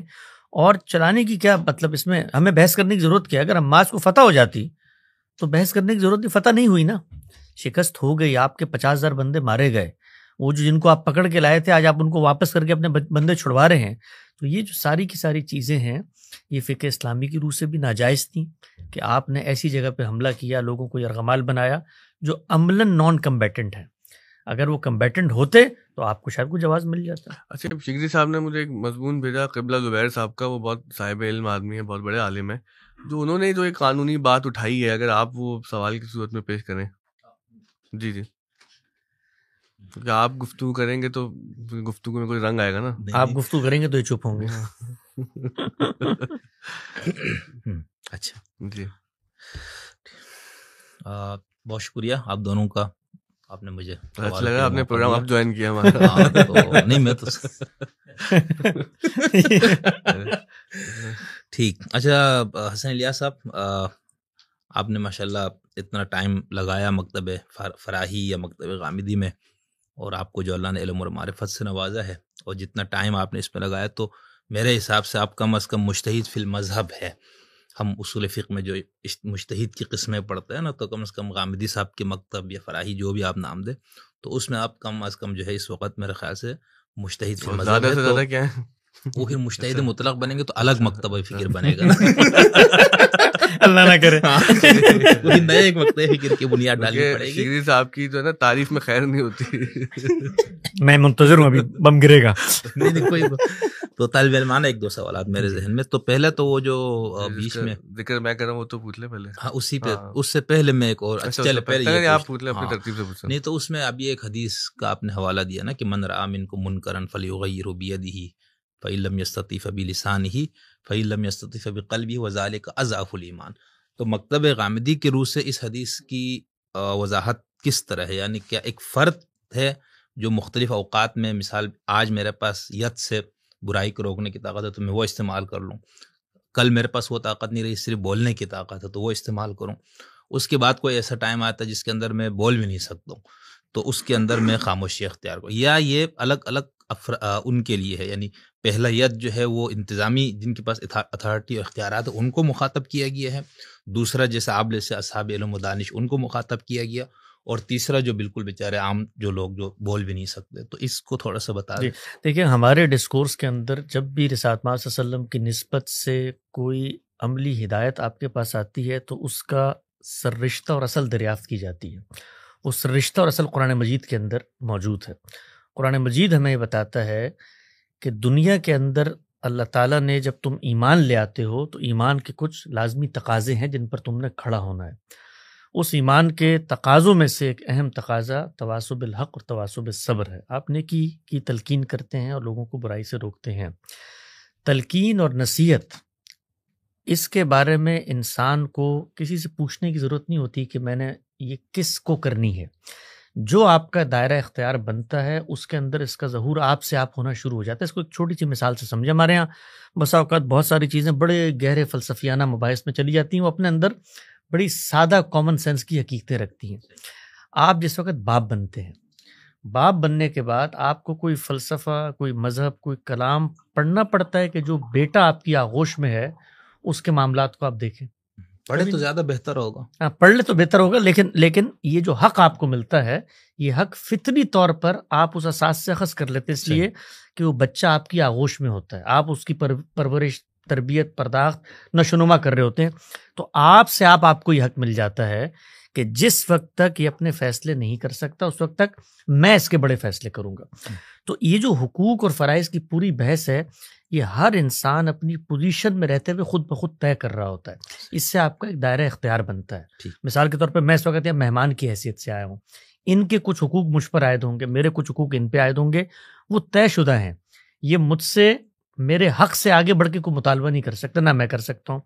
تو دین اسلام میں یہ طے ہے کہ شریعت کی جو ہدایات آپ کو دی ہیں، پہلی بات تو یہ ہے کہ وہ آپ کو آپ کی استطاعت کی حیثیت سے دی. اگر آپ اس پہ عمل نہیں کر سکتے تو وہ ہدایت آپ سے اڑ جاتی ہے. مثال کے طور پر نماز ہے، آپ نماز کو ادا نہیں کر سکتے تو اللہ تعالیٰ نے آپ کو رخصت دے دی ہے، آپ جمع کر کے پڑھ لیں، آپ قصر کر کے پڑھ لیں. جو نماز کے متعین اعمال ہیں ان پر عمل درآمد نہیں ہو سکتا تو آپ بیٹھ کے نماز پڑھ لیں. تو جو حقیقت ہے اس کے مماثل پر آپ عمل کرنا شروع کر دیتے ہیں. اسی طرح سے جو حرمتیں ہیں ان کا آپ ارتکاب کرنے جا رہے ہیں تو قرآن نے بتا دیا کہ اگر استرار کی کیفیت ہے تو تم حرام کا بھی ارتکاب کر سکتے ہو. تو شریعت نے ہر جگہ پر عملی طور پہ احکام دے کر یہ بتایا ہے کہ جو بھی حکم ہے وہ تمہاری استطاعت سے متعلق ہے. استطاعت اڑ جاتی ہے تو حکم اڑ جاتا ہے. اب یہ جو حکم ہے کہ آپ نے نیکی کی تلقین کرنی ہے، برائی سے لوگوں کو روکنا ہے، یہ ہر انسان سے متعلق ہے. اس میں کچھ ذمہ داریاں اضافی نظم اجتماعی پر بطور دینی ہدایت کی بھی ڈالی گئی ہیں، وہ الگ سے ڈالی گئی ہیں، لیکن ہر انسان اپنے دائرہ اختیار میں یہ کام کرتا ہے. اب روایت کے اندر جب یہ بات آئی ہے کہ آپ اپنے سامنے کوئی برائی ہوتے ہوئے دیکھیں تو اللہ کے پیغمبر ہر ایک کو یہ کہہ رہے ہیں، ایک باپ کو بھی کہہ رہے ہیں، ایک اسکول کے پرنسپل کو بھی کہہ رہے ہیں، ایک وقت کے حکمران کو بھی کہہ رہے ہیں. اب اس نے یہ طے کرنا ہے کہ اس کا دائرہ اختیار کیا ہے. یہ برائی جو ہو رہی ہے کیا اس کے دائرہ اختیار میں ہو رہی ہے؟ مثال پر میرا بیٹا اگر کوئی فحش حرکت کرتا ہے تو یہ میرے دائرہ اختیار میں ہے کہ میں وہاں پر اگر اس کا کان لال کر سکتا ہوں تو کان لال کروں گا، ہاتھ سے روکوں گا. نہیں کر سکتا تو زبان سے بتاؤں گا. بچہ بالغ ہو گیا، بڑا ہو گیا، یا مثال طور پر میرا بچہ نہیں پڑوسی کا بچہ ہے تو ہو سکتا ہے میں دل میں برا جانوں. تو ہر آپ کی جو کیپیسٹی ہے اس کے ساتھ آپ پر ذمہ داری عائد ہوتی ہے. یہ نہیں ہو سکتا کہ ایک شخص اٹھے اور معاشرے کے اندر ہونے والی برائی کو ہاتھ سے روکنے کو، اس کا وہ مکلف ہی نہیں ٹھہرایا گیا، وہ مکلف ہی دائرہ اختیار کے اندر ہوتا ہے. تو یہ جو روایت شروع میں بھی زیر بحث ہے، خود یہ روایت بتا رہی جب آخر میں کہا نا کہ یہ ایمان کی ادنا ترین صورت ہے. تو سوال یہ ہے کہ میرے اندر اگر طاقت، قدرت، صلاحیت، ملکہ، استطاعت نہیں تھی، 50 پہلوان آگے ہیں تو میں ان کو کیسے ماروں؟ تو یہ میرے ایمان کی کمزوری کا باعث کیسے بن سکتی ہے؟ یہ عقلی طور پہ بات باور ہی نہیں ہوتی. ایمان کی کمزوری کا باعث تب بنے گی کہ جب میں قدرت رکھتا تھا، 50 پہلوان میرے پاس بھی تھے، میں اس دائرے میں کھڑے ہوئے ایک عورت کی اگر عزت لٹی جا رہی تھی روک سکتا تھا، نہیں روکا تو ایمان کی کمی کا باعث ہے. پرنسپل تھا، برائی کا ارتکاب ہو رہا، نہیں روکا تو ایمان کی کمی کا باعث ہے. حکمران تھا، طاقت رکھتا تھا، نہیں روکا تو ایمان کی کمی کا باعث ہے. تو روایت ہمیں یہی بات بتا رہی ہے کہ دائرہ اختیار کے اندر تواصی بالحق اور تواصی بالصبر آپ نے کرنا ہے. استطاعت کے لحاظ سے دین کے اندر احکامات آپ سے متعلق ہوتے ہیں. بہت شکریہ. اچھا، دوسرا جو نجم صاحب نے جس طرف اشارہ کیا وہ حافظ ڈاکٹر محمد زبیر صاحب حفظ اللہ، اور بہت صاحب علم ہے. غامدی صاحب کے اوپر تنقید پہ بھی ان کا بڑا کام ہے. تو انہوں نے، ہم نے جو احمد جاوید صاحب کے ساتھ ایک پروگرام کیا تھا اس میں ہم نے ایک آیت پیش کی تھی سورہ انفال کی. تو اس پہ ان کا یہ کہنا ہے کہ بھائی جو ہمارے ہاں فقہی روایت موجود ہے اس کے اندر جہاد کو 2 بڑی قسموں میں تقسیم کیا گیا، اقدامی اور دفاعی. تو ان کا یہ کہنا ہے کہ یہ آیات جو ہے یہ اقدامی جہاد سے متعلق نہیں، دفاعی جہاد سے. اور یہ جو حماس نے جو کچھ کیا ہے نا یہ دفاعی جہاد ہے، اقدامی نہیں ہے. میرے خیال سے یہی ان کا مطلب تھا. تو ایک تو یہ آپ بتائیں کہ آپ لوگ کا جو فہم دین ہے اس میں اقدامی اور دفاعی کی کوئی تقسیم ہے یا نہیں؟ اگر ہے تو پھر اس پہ ذرا تبصرہ کیجیے اس سوال پہ. ہمارے یہاں برصغیر کے اندر 21ویں صدی میں جہاد و قتال سے متعلق جو بحثیں پیدا ہوئی ہیں اور مستشرقین نے بڑے پیمانے پہ اس پہ اعتراضات کی، دنیا کا عرف بھی بدل رہا تھا. تو پہلے تو یہ سب جہاد و قتال ہی کرتے تھے، اسی طریقے سے غلبہ آتا تھا. اس پر ایک پورا کا پورا معذرت خواہانہ مکتب فکر ڈیولپ ہوا، جس کی بنیاد اگرچہ ہمیں شبلی کی نظر آتی ہے، لیکن مولانا وحید الدین خان صاحب کے یہاں سر سید کے سر سید کے یہاں بھی تھی، پنیکل پہ آ کے وہ پہنچی ہے، اور انہوں نے اسلام ہی کے پورے تصور جہاد کو دفاعی جہاد سے متعلق کر دیا ہے۔ دفاعی جہاد میں کرنا کیا ہے، اس کے لیے دین کسی چیز کو سرے سے موضوع نہیں بناتا، اس لیے کہ یہ دین کا معاملہ ہی نہیں ہے، یہ علم اور عقل کا معاملہ ہے۔ عقل اور علم کے جو مسلمات ہوتے ہیں اس بارے میں دین کو آ کر ابتدائی کوئی ہدایت دینے کی کوشش نہیں کرنی چاہیے، نہ وہ کرتا ہے، اس لیے کہ یہ دین کا اپنا جو دائرہ ہے وہ یہ بتاتا ہے کہ اللہ تعالیٰ نے جس طرح تمہیں وحی دی ہے، اسی طرح علم، استدلال، عقل، فیصلہ کرنے کی صلاحیت دی ہے۔ دنیا کے اندر آج تک جتنی جنگیں ہوئی ہیں اس میں جو دفاع لوگ کرتے ہیں کہ انہوں نے قرآن مجید کی آیات کو پڑھ کے دفاع کی ہے۔ مثلا آپ ابھی میرے اوپر حملہ آور ہو جائیں تو میں دفاع کے لیے کسی استدلال کو نہیں دیکھوں گا، میرے پاس ایک لاٹھی ہوگی وہ اٹھا کے مار دوں گا، میرے پاس پین ہوگا وہ آپ کو چبھو دوں گا۔ تو دفاع میں فیصلہ خود انسان کر رہا ہوتا ہے کہ بھئی میرے اندر جو صلاحیت طاقت ہے میں اپنا دفاع کرنا ہے۔ تو عالمی طور پر دفاعی جہاد کے لیے کسی استدلال کی کوئی ضرورت نہیں ہے۔ آپ پر ایک حملہ آور ہو گیا ہے، آپ نے اس وقت فیصلہ کرنا ہے کہ کیا کرنا ہے، میں نے جان بچانی ہے، جان بچا کے بھاگ جاؤں گا، اس کو پتھر مار کے مر جانا ہے، مر جاؤں گا۔ یہ دین موضوع بحث نہیں بناتا، اسی لیے دنیا بھر میں لوگ دفاعی جہاد کرتے ہیں، دفاعی جنگ کہیے اس کو، اس میں وہ کسی سے نہیں پوچھتے۔ یہاں پر جو معاملہ ہے وہ نوعیت معاملہ کیا ہے؟ وہ نوعیت معاملہ یہ ہے کہ ایک مظلوم طبقہ گھر پہ بیٹھا ہوا تھا، اس کے اوپر حملہ ہو گیا راتوں رات، اب وہ اپنا تحفظ کر رہا ہے۔ اگر تو یہ صورتحال ہوتی اور اس میں حماس کے 50,000 لوگ شہید ہو جاتے تو ہم یہ بحث نہ کر رہے ہوتے یہاں پہ۔ یعنی دفاعی جہاد میں ہم ان حدود و شرائط کے قائل ہی نہیں ہیں، وہ تو اقدام کی بات ہو رہی ہے جو قرآن مجید کے اندر بات ہو رہی ہے۔ تو اقدام کی یہ تقسیم تو انہوں نے ٹھیک کی ہے کہ قرآن میں اقدام زیر بحث ہے، اطلاق غلط کر دیا۔ یعنی جن لوگوں کے ساتھ یہ معاملہ ہوا ہے وہ دفاع نہیں کر رہے، وہ برسر پیکار ہیں اس قوت کے ساتھ، اس طاقت کے ساتھ، اور اس سے پہلے اس قوت اور اس طاقت کے ساتھ آپ کی 3 جنگیں ہو چکی ہیں۔ ان جنگوں کے نتیجے میں کچھ رقبہ ان کے پاس ہے، کچھ رقبہ آپ کے پاس ہے، آپ دونوں بے وقت لڑائی اور مخاصمت کی ایک حالت میں، حالت جنگ میں ہیں۔ اس کے اندر اقدام دیکھا جاتا ہے کہ پہلا کس نے کیا، تو یہ تو امر واقعی ہے۔ لیکن اس میں اسرائیل تو 70 سال سے کر رہے ہیں نا، مطلب یہ تو پھر ہمیشہ ہی دفاعی پوزیشن پہ نہیں، وہ تو اسرائیل بھی یہ کہہ سکتا ہے کہ 70 سال سے یہ کر رہے ہیں ہم دفاعی پوزیشن میں۔ بھائی ایک کانفلکٹ کا ایریا ہے، اس کانفلکٹ کے ایریا کے اندر 2 لوگوں کے 2 نیریٹو ہیں اور دونوں برسر پیکار ہیں۔ لیکن ہم اپنا نیریٹو دیکھیں گے نا کہ ہمیں تو یہ لگتا ہے کہ بھائی اسرائیل غاصب ہے، اور یہ حقیقت بھی ہے کہ اسرائیل غاصب ہے، وہ آکیوپائر ہے، اور فلسطین پہ جنگ مسلط اس نے کی ہے۔ تو اس دلیل سے تو یہ بات نظر آتی ہے کہ پھر یہ دفاعی بات ٹھیک ہے کہ بھائی جنگ تو وہ شروع کر چکے ہیں، وہ 70 سال سے چل رہی ہے، تو اس کے دوران جو ہم کر سکیں گے کریں گے، جیسے آپ فرما رہے ہیں۔ تو یہ مقدمہ ہندوؤں کا آپ تسلیم کریں کہ مسلمان غاصب ہے یہاں پہ؟ یعنی اگر کوئی مقدمہ اسرائیل غاصب ہے، پہلے ذرا اس کو ڈیکوڈ کریں، کیا چیز ہے اسرائیل غاصب ہے؟ بھائی اسرائیل کو وہاں پر عالمی قوتوں نے آ کر بٹھایا ہے، وہی عالمی قوتیں ہیں کہ جنہوں نے اس وقت 57 اسلامی ممالک کی لکیریں کھینچی ہیں۔ تو یہ مقدمہ طالبان پیش کرتے ہیں کہ یہ غاصب ہے پاکستانی، انہوں نے ڈیورنگ لائن کو لائن بنا کر سرحد کو تقسیم کر دیا۔ یہ سرحد تو عالمی سرحد ہے، اس میں ہمارے پختون یہاں پہ رہتے ہیں۔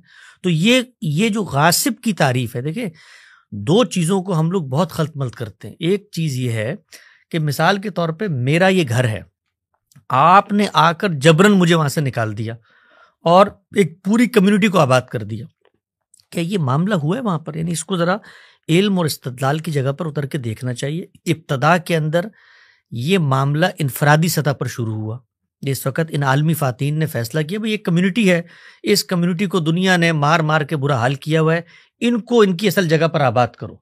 وہ لوگ ان کو وہاں پر لے کر گئے، ابتدا میں وہاں کے مقامی باشندوں نے اپنی زمینیں ان کو بیچی ہیں۔ تو غاصب یعنی ابتدا تو غصب سے ہوئی نہیں، ابتدا تو میوچول انڈرسٹینڈنگ سے زمین کی خرید و فروخت سے ہوئی ہے۔ اس کے بعد عالمی قوتوں نے جن کا وہاں پر غلبہ تھا، جو وہاں پر حکومت کر رہے تھے، انہوں نے ان کی ایک ریاست و سلطنت بنانے کا اعلان کیا۔ تو آپ اس اعلان کو کہیے کہ اعلان غیر منصفانہ ہے، اس کو غاصب کیسے کہہ سکتے کہ کسی نے آ کے حملہ آور ہو کے آپ وہاں پر بیٹھ گئے؟ اگر میرے گھر پر آپ کسی کو لا کے بسا دیں گے اور وہاں پر تو یہ ہندوؤں کے گھر پہ 1000 سال تک جو ہم یہاں پر آ کر بسے رہے، مثال کے طور پر بھائی گھر تو گھر تھا جس وقت تک میرا گھر تھا. بھائی ہم for the sake of argument مان لیتے ہیں ہم بھی غاصب ہیں اور اسرائیل بھی غاصب ہے، اب دونوں کا کیا کرنا ہے؟ ہاں اب اگر دونوں کو کرنا تو سب سے پہلے اپنی زمین چھوڑیں، ہندوؤں کے حوالے کریں اور جائیں عرب ممالک میں واپس، پھر اگلوں سے بات کریں گے. تو دنیا کے اندر جو ہے یہ کہ تو جگہ بھی پتہ ہے ہم لوگوں کا، تو وہ بھی ہماری تو اصل بھی نہیں پتا، ڈی این اے کروانا پڑے گا، پتہ لگے ہم یہیں آریائی نسلوں سے تعلق رکھتے ہیں. تو یہ جو بحثیں ہوتی ہے نا جی غاصب ہے. مثلا یہ اس وقت کراچی کے اندر آپ بیٹھے ہوئے، یہ کراچی میں، یہ کس کا کراچی ہے بھائی؟ کراچی سندھ کا صوبہ ہے. تو سب سے پہلے تو آپ مہاجرین غاصب ہیں جو ہمارے صوبے میں آ کے بیٹھ گئے، پھر پٹھان غاصب ہیں وہ یہاں پر آ کے بیٹھ. بھائی دنیا کے اندر آباد کاریاں ہوتی ہیں، خطوں کے اندر لوگ جاتے ہیں. طاقت آپ کے پاس نہیں تھی، آپ کے پاس طاقت تھی جس زمانے میں، تو یہ سلطنت عثمانیہ نے جو طاقت کی ہے پوری دنیا میں، یا آپ اسپین چلے گئے یا آپ یہاں مشرق وسطیٰ سے آگے نکلے ہر جگہ پر، تو بھائی طاقت تھی. طاقت جب ہوتی ہے تو اس کے بعد آپ فیصلے کرتے ہیں، کمیونٹیوں کو آباد کرتے ہیں، ان کو وہاں سے نکالتے ہیں. اسی پر دنیا چلتی ہے، آج بھی اسی پہ چل رہی ہے. یہ جو مثال کے طور پر یمن کے اندر حوثی باغیوں کو نکالنے کا بھی آپ نے پروگرام کیا اس کے اوپر، اس طریقے سے سعودیہ بڑا غاصب ہے. عمرے پہ جانا ہوتا ہے نا تو مشکل ہوتی ہے. کبھی چین پر کیا ہے غور مسلمانوں پہ کہ وہ غاصب ہے، کبھی پاکستان میں بیٹھ کے کیا بلوچستان کے خطے کے اندر جس طرح خان افقلات کے خلاف آپریشن، وہ غاصب ہے. بھائی طاقت جہاں پر آتی ہے وہ فیصلہ کرتی ہے. طاقت آ گئی، انہوں نے فیصلہ کیا، ایک سلطنت کو وجود پذیر کیا. آپ کے پاس طاقت نہیں ہے، آپ رو رہے ہیں کہ بھئی یہ ہماری آبا کی سلطنت تھی. لے لو واپس یار، آبا کی سلطنت تھی، نہیں لے سکے نا. تو حقیقت کو تسلیم کرو کہ عالمی نظم نے ایک ملک کو وجود پذیر کیا ہے، اسی عالمی نظم نے آپ کو بھی وجود پذیر کیا ہے، اور وہ یہ کہتا ہے کہ یہ جو مقدس مقام ہے اس کو انٹرنیشنل سٹی کا درجہ دو، اپنے اپنے ملکوں میں رہو. تو ہم لوگ یہ جو اس وقت بحث کر رہے ہیں ہمارے مسلمان، مجھے تو کبھی کبھی ان کے اوپر ترس آتا ہے کہ یہ سچ بھی نہیں بولتے. بھائی غاصب کی بات کرو، ذرا اپنا مذہبی نیریٹو نکالو، فقہ کی کتابیں نکالو. آپ یہ کہتے ہو کہ پوری دنیا میں حق کی حکومت اگر کسی کو ہے تو مسلمانوں کو ہے، تو آپ تو پوٹینشیل غاصب ویسے ہی بن گئے. یعنی شوکت کفر کا خاتمہ کر کے صالحین کی حکومت قائم کرنی ہے، تو یہ غصب کا مقدمہ آپ لے کر کیسے آ رہے ہیں؟ آپ کے تو پوٹینشیل نیریٹو کے اندر ہے کہ پوری دنیا میں ہم نے حکومت کرنی ہے. وہ تو اللہ کی حکومت قائم ہوگی نا. ہاں تو اللہ کے نام پر غصب کریں گے نا آپ، تو پھر اس کو تسلیم کریں. پھر یہ کیوں بات کرتے ہیں آ کر کے جی مثال کے طور پر ایک غاصب قوت وہاں پر آ گئی ہے، کشمیر میں بھی غاصب قوت وہاں پر، چیچنیا میں بھی غاصب قوت آ گئی، برما میں بھی غاصب قوت. بھائی عالمی عرف ہے، طاقت ہے، فیصلے کرتی ہے. آپ یہ کہیے کہ ان فیصلوں کو سیاسی بنیاد پہ ہم نہیں مانتے. مثال کے طور پر ہمیں یہ لگتا ہے کہ اسرائیل پورا کا پورا فلسطین ہونا چاہیے، ہندوؤں کو لگتا ہے پورا کا پورا پاکستان ہندوستان کا حصہ بننا چاہیے، کسی اور سلطنت کو لگتا ہوگا کہ وہ اس کا.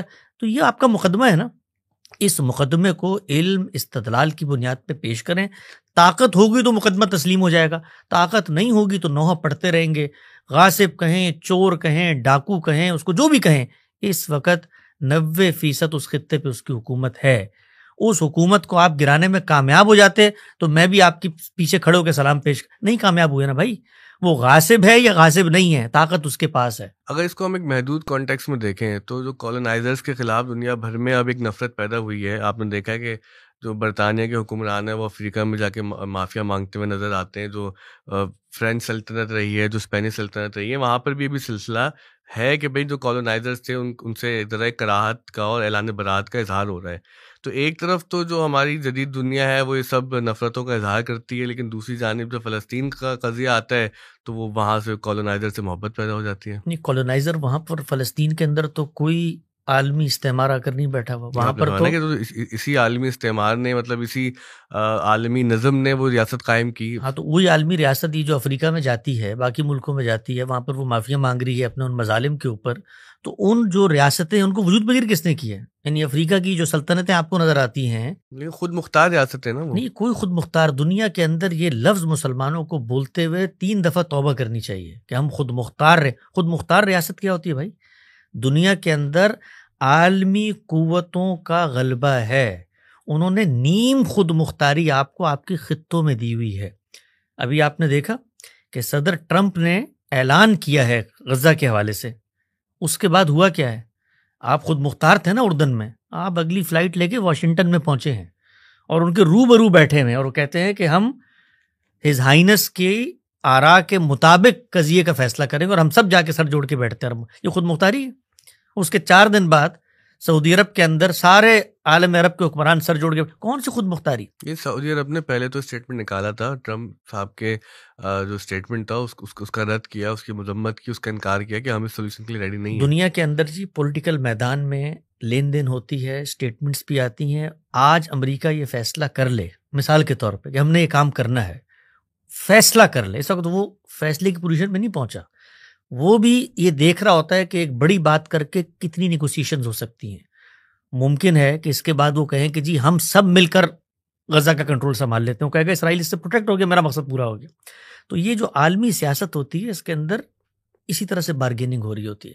لیکن امریکہ فیصلہ کر لے کہ ہم نے یہ کرنا ہے، اس کے بعد یہ عرب حکمران جو ہیں آپ دیکھیں گے کہ کیسے لمحوں کے اندر ان کا فیصلہ بھی اس کی تائید میں ہو جائے. لیکن ابھی ٹرمپ نے حالیہ دنوں میں یہ کہا کہ بھائی سیٹرڈے تک اگر سارے جو یرغمالی ہے وہ نہیں چھوڑے گئے تو وہ غزہ کو ہم جہنم بنا دیں گے وغیرہ وغیرہ. لیکن حماس نے تو دلیری کا مظاہرہ کیا، انہوں نے نہیں چھوڑے، وہ تو 3 کر کے چھوڑ رہے ہیں، پھر 4 لاشیں چھوڑ دیں. تو ایسا بھی نہیں ہے کہ جو عالمی طاقتیں ہیں کہ وہ بالکل خدا کی طرح تقدیر لکھ رہی ہیں ہماری. اگر کوئی ان کے سامنے کھڑا ہوتا ہے اپنی کمزور قوت کے ساتھ تو وہ کوئی میسج تو دیتا ہی ہے ان کو. نہیں کھڑا نہیں ہوتا بھائی جان، ان کے سامنے بیٹھ کر گفتگو کرتا ہے. دنیا کے اندر اسی طریقے سے نیگوسیشنز ہوتی ہیں، وہ عالمی طاقتیں ہوں یا علاقائی طاقتیں ہوں. نیگوسیشنز کے اندر آپ ڈیمانڈز رکھتے ہیں، وہ ڈیمانڈ دوسری طرف سے کچھ مڈل گراؤنڈ پہ آتی ہے اور اپنا فائدہ حاصل کر لیتے ہیں. تو یہ جو ہے نا کھڑا ہو جانا، بھائی کھڑے کہاں ہوئے پہلے تو یہ بتائیں. وہ یرغمالی چھپانا یہ کوئی چھوٹی بات تو نہیں تھی نا. اب آپ جانتی ہیں کہ ٹیکنالوجی کس قسم کی اسرائیل کے پاس ہے، امریکہ کے پاس ہے، تو وہ ڈھونڈ لیتے ہیں جا کے یرغمالی تو ہم نے بھی ایک ایبٹ آباد میں چھپایا ہوا تھا، یہاں لے گا نا ڈھونڈ کے پکڑ کے. تو اس میں ہماری تو کوئی بہادری اور کامیابی نہیں ہے. یعنی اس کے بعد کیا ہم لوگ بہت دلیر ہو گئے. وہ 12 سال تک وہاں ڈھونڈ رہا تھا افغانستان میں، وہ ہمارے یہاں محلے سے مل گیا. تو اس میں ہماری دلیری اور بہادری کیا ہے؟ منہ چھپاتے ہوئے پھرتے ہیں، ہمیں پتہ ہی نہیں تھا جی کیا ہو گیا. تو یہ جو صورتحال ہے بھائی، آپ نے وہاں سے بندے پکڑ کے آپ لے آئے ہیں اپنے پاس. تو یہ طالبان روز اغوا کر کے لے جاتے ہیں، کراچی سے لے جاتے ہیں، کتنے بچوں کو لے جاتے ہیں، تاوان وصول کرتے ہیں. تو اس میں کوئی بہادری ہو جاتی ہے؟ یہ ناکامی ہو جاتی ہے. یعنی یہ جو مسلمانوں کے ہاں وقتی نوعیت کی حماس گاڑیوں میں جھنڈے لگا کے دندناتی ہوئی یرغمالیوں کو پڑھ کے مسلمانوں کے اندر جو جذبہ نکلا بھی خلافت کا دوبارہ سے احیا ہو گیا. بھائی کیا ہوا یار؟ آپ کے 50,000 لوگ مار دیے، آپ کے پاس یرغمالی تھے، ان کے قیدی آپ کے پاس، انہوں نے زندہ آپ سے لینے کی بات کی، کچھ بارگین ہوئی، آپ بندے ان کے پاس. آپ کے پاس کیا ہے اس وقت؟ سوال یہ ہے. آپ کے پاس طاقت تھی ارد گرد کے ممالک میں، ان کی حکومتیں کہاں ہیں؟ قصہ پارینہ بنتی جا رہی ہے. یعنی یہ لبنان کے اندر دیکھیں کیا ہوا، شام کے اندر دیکھیں کیا ہوا. ایران نے جس کو کہتے ہیں مسلمان طاقت، یہ وہ سارے جو اڑائے تھے ہزاروں میزائل، وہ کہاں گئے ہوا میں؟ وہ تو گرے نہیں پھر. تو یہ جو سب کی سب قصہ سنایا جاتا ہے، کہانیاں سنائی جاتی ہیں. آئرن ڈوم نے روک دیے اور پھر UK US وغیرہ. تو وہ اگر آئرن ڈوم والے کہیں کہ یہ ابابیل ہے ہمارے، یا آسمان سے جو ہے آتے ہوئے چیزوں کو واپس کر دیتے، تو آپ مانیں گے؟ تو دنیا کے اندر بھائی طاقت فیصلہ کن ہوتی ہے. مسلمانوں کو یہ بات کبھی سمجھ میں نہیں آئی، اور جس وقت ان کے ہاتھ میں جو کچھ تھا وہ چلا گیا. یہ تو خدا کا شکر ادا کریں. میں نے آپ کے پروگرام میں آج سے 2 سال پہلے کہا تھا کہ دنیا کی تاریخ میں جب فتح ملتی تھی تو آپ کی ماں، بہن، بیٹیوں کو لونڈی بنایا جاتا تھا، اور اس کے بعد وہ آپ کی باج گزار ہوتی تھی، ان کی تقدیر کا فیصلہ کیا جاتا تھا، اور آپ لوگ غلام بنتے تھے. یہ دنیا کا عرف ہے. یہ کام ہم نے بھی کیا اور ہمارے ساتھ بھی ہوا. خدا کا شکر ادا کریں کہ یہ جو عالمی قوتیں ہیں کم سے کم یہ اتنی مہذب ہو چکی ہیں کہ یہ آپ کو آپ کے ملکوں میں نیند خود مختاری دے دیتی ہیں، اور اس کو ہونے دیتی ہیں کہ آپ ترکی بنا لیں، آپ ملیشیا بنا لیں، اور ہم اس کے مقابلے میں کہاں کھڑے ہیں کہ شوکت کفر کا خاتمہ کرنا ہے. آپ کی اسی بات سے مہذب فاتح والے وہ ترکیب سے ایک بھونچال کھڑا ہو گیا تھا. تقریباً آپ نے وہی بات دہرا دی. لیکن اب سوال تو یہ ہے نا کہ آپ کے سامنے 80,000 مار دیے، 16,000 بچے مار دیے، اور کیسے کیسے مظالم ہوئے، حاملہ خواتین کے ساتھ کیا ہوا، چھوٹے چھوٹے بچوں کے ساتھ کیا ہوا. تو ہم اب یہ تو نہیں کہہ سکتے کہ بھائی چونکہ 2000 سال پہلے وہ غلامی کا زمانہ تھا اور لونڈیاں بناتے تھے اور غلام بناتے تھے، تو ٹھیک ہے وہ بڑا ظلم تھا، اس کے مطابق اس کے جو اگر ہم تناظر میں دیکھیں تو یہ بہت چھوٹا سا ظلم لگ رہا ہے. لیکن ہم تو اپنے عہد کو دیکھیں گے نا. اب ہمارے عہد کے اندر جو اتنا بڑا ظلم ہوا ہے اس کی کوئی مثال نہیں ملتی.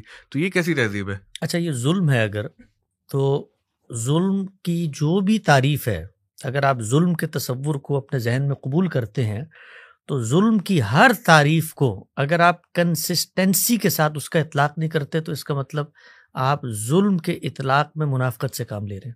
اگر یہ ظلم ہے تو سب سے پہلے یہ کہیے کہ حماس نے جن 1200 لوگوں کو مارا وہ بھی ظلم تھا. میں تو کہتا ہوں ظلم تھا. اگر وہ ظلم تھا تو جس وقت ایک ظلم آپ کرتے ہیں اور وہ آپ کی کمیونٹی ہے تو وہ پہلے آپ کے مخاطب بنتے ہیں. ہمارے اندر سے لوگوں نے اس پہ تنقید کی اور تنقید تو کی ہے، تنقید کی ہے، لیکن مسلمانوں کا اس وقت جو عمومی رویہ ہے وہ تو اس کو ظلم مانتا نہیں، وہ ظلم نہیں مانتا، وہ اس بات کو مانتا ہے کہ ہمیں ظلم کی اجازت ہے، اس لیے کہ ہم تو مریض کو دوا پلانے جا رہے ہیں تو زبردستی بھی پلائی جا سکتی ہے.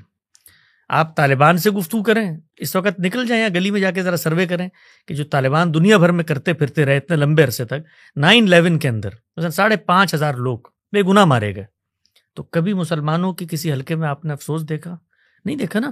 تو ہم لوگ استثناء موجود ہے کہ ہمارے عمومی رویے مسلمانوں کی یہی ہیں کہ ہم منتظر رہتے ہیں اور ہم ہر وہ ظلم جو کرتے ہیں اس کے بارے میں گفتگو ہی نہیں کرتے، اور جو ہم پر اس کے نتیجے میں ظلم ہوتا ہے تو بھائی میں تو اسرائیل کو جا کر تب بتاؤں نا کہ جس وقت وہ میری گفتگو سننے کے لیے بیٹھا ہوا وہ کہے کہ بھائی میں آپ کی گفتگو، ظلم تو وہ کر رہا ہے، اس میں کیا شک.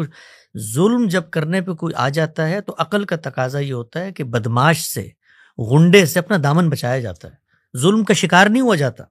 اگر وہ اتنا بڑا ظالم تھا یا آج آپ کو پتا چلا وہ ظالم تھا تو ظالم کو چھیڑنے کی کوشش مت کرو نا بھائی، کیونکہ بدمست ظالم کو چھیڑو گے تو وہ یہی کچھ کرے گا جو آپ کے ساتھ کیا ہے. یہی سمجھانے کی کوشش کر رہے ہیں. آپ بھی گفتگو میں شامل ہیں، آپ تو پتہ نہیں کہاں نکل جاتے ہیں. اچھا ایک سوال دیکھیں نا، وہ آپ کی تاثراتی نوعیت کا ہے، وہ علمی بات نہیں ہے، کیونکہ مجھے پتا ہے کہ علمی بات الگ انداز سے ہوتی ہے. آپ کے بارے میں یہ کہا جاتا ہے کہ اسرائیل کی مذمت نہیں کرتے. ابھی آپ نے ظالم کہا اسرائیل کو، تو اگر آپ کھل کے مذمت کرتے تو یہ الزام بھی آج یہاں سے دھل جائے آپ سے. اصل میں کھل کے جب آپ مذمت کرتے ہیں نا تو پھر لوگ آپ کی وہ جو پہلی بات ہے وہ کبھی نہیں سنتے.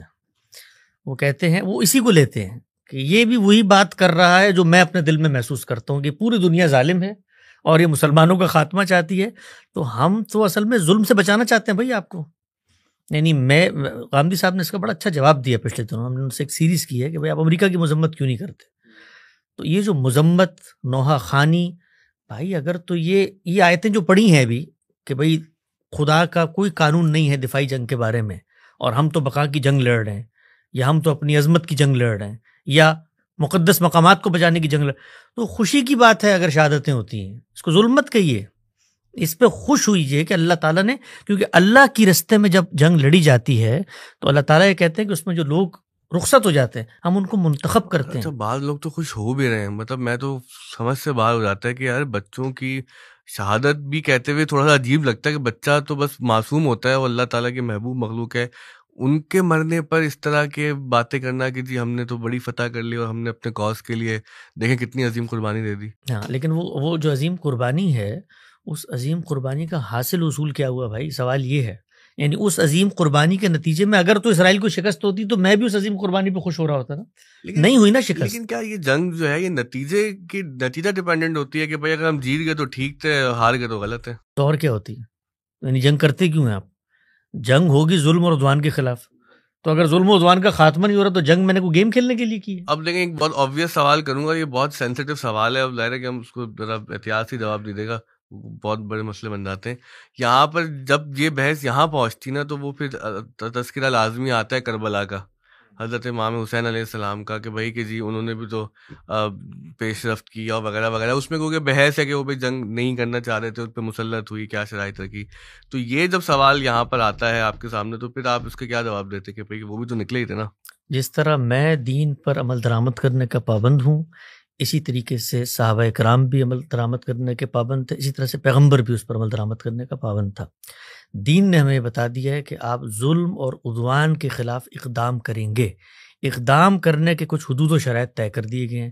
مثال کے طور پہ آپ کے سامنے ایک نظم اجتماعی ہے اور وہ استبدادی ہے، اور استبدادی ہونے کے بعد وہ کفر بواہ کا ارتکاب بھی کر رہا ہے، آپ کو جواز مل جاتا ہے. جواز ملنے کے بعد کچھ چیزیں دین نے طے کر دی ہیں. آپ اس چیز کا جائزہ لیتے ہیں کہ طاقت ہے، قدرت ہے، صلاحیت ہے، یہ طے کرتے ہیں کہ آپ کا ایک پیرلل نظم قائم ہو، کیونکہ آپ اقدام کر ہی نہیں سکتے. آپ کبھی پڑھیں 1857 میں جو جنگ آزادی جس کو آج آپ کہتے ہیں، اور کتنا گلوریفائی کرتے ہیں آپ دیکھیں، مسلمانوں نے لاکھوں کی تعداد میں قربانیاں دی. اسباب بغاوت ہند. اسباب. ذرا دلی کے سر سعید کی کتاب. دلی کے اس منظرنامے کو دیکھیں کہ جب باغیوں نے 1.5-2 سال چلی ہے یہ جو انگریزوں کے خلاف ہم نے یہاں بغاوت کی تھی، تو دلی کے اندر جو باغی تھے، اگر یہ نظم حکومت ایک ڈمی، ایک شیڈو گورنمنٹ نہ بنے تو ہوتا کیا ہے؟ خود مسلمانوں کی جان مال آبرو کے ساتھ کیا ہوا دلی میں. اس لیے کہ جب آپ اسلحہ کسی کو دے دیتے ہیں نا، اور اس کی کوئی تنظیم نہیں ہوتی، اس کے پیچھے کوئی اتھارٹی نہیں ہوتی، تو وہ خود اپنی راہیں تلاش کرتا ہے. آپس میں ان گروہوں نے خود ایک دوسرے کی گردنیں ماری. دلی کے اندر کچھ تو خون کا بازار گرم ہوا، مسلمانوں کی املاک لوٹی گئی. کون لوگ تھے؟ وہی مجاہدین تھے جو انگریزوں سے لڑ رہے تھے. تو شرائط ہیں، کچھ دین نے طے کی ہیں. آپ کو ایک پیرلل گورنمنٹ بنانی ہے جس کا ایک امیر ہوگا، اس کی اطاعت کی جائے گی، آپ سرحدوں پہ جائیں گے اور جانے کے بعد آپ اقدام کریں گے. تو مثال کے طور پہ سیدنا حسین کو اگر یہ محسوس ہوتا تھا کہ جو حکومت وقت ہے وہ استبدادی ہے اور وہ کھلے کفر کا ارتکاب کر رہی ہے، تو اس صورت میں ان کو یہ دینی جواز مل جاتا ہے کہ وہ سرحدوں پہ جائیں، ایک پیرلل حکومت تشکیل دیں اور اس کے بعد اپنی صلاحیت کا جائزہ لیتے ہوئے اقدام کر دیں. اور پھر اقدام کے بارے میں جو بھی معاملہ ہوگا وہ دیکھا جائے گا وقت کے ساتھ. لیکن ہم نے یہ دیکھا کہ جو کچھ انہوں نے کیا ہے یہ اس سطح کی کوئی بغاوت نہیں تھی، یہ اس سطح کا کوئی اقدام نہیں تھا. ان کو ایک علاقے کے لوگوں نے اپنی حمایت کا یقین دلایا ہے. وہ اس علاقے میں جا کر جائزہ لینا چاہتے تھے، اس سے زیادہ کچھ نہیں کرنا چاہتے تھے. جب وہ گئے ہیں، جو وقت کی حکومت ہے وہ تو اس جائزے کو بھی بغاوت پہ معمول کرے گی. اس نے وہی استبدادی رویہ اپنایا جو استبداد اپناتا ہے. لیکن اس موقع پر کیا ہوا؟ ان کا جو مکالمہ تاریخ کے اندر نقل ہوتا ہے کہ انہوں نے یہ کہا کہ میں تو اعلاء کلمت اللہ کا جہاد کرنے جا رہا ہوں. جو 3 آپشن سامنے آئے ہیں وہ تو تاریخ کے دریچوں میں موجود ہے نا. تو ان کے اندر کوئی ایسی چیز نہیں تھی جس کو آج مسلمان اٹھا کے بات کر رہے ہوتے. اس میں تو یہ بھی مجھے سرحدوں پہ جانے دو، مجھے واپس جانے دو، یا مجھے اس جگہ پر جانے دو. یہ تینوں چیزیں ہیں. ان کے پاس جو دستاویزات تھے اس کے اندر کہتے ہیں کہ جی وہ قیدیوں کے نام تھے، وہ چھینے گئے. وہاں پر کیا صورت ہوئی؟ تاریخ کی بھول بھلائیاں ہیں، کیلو کال، ہمیں کچھ نہیں پتا کہ موقع کے اندر کیا صورتحال ہوئی. تو سیدنا حسین کا جو اقدام ہے وہ ایک پس منظر میں ہے.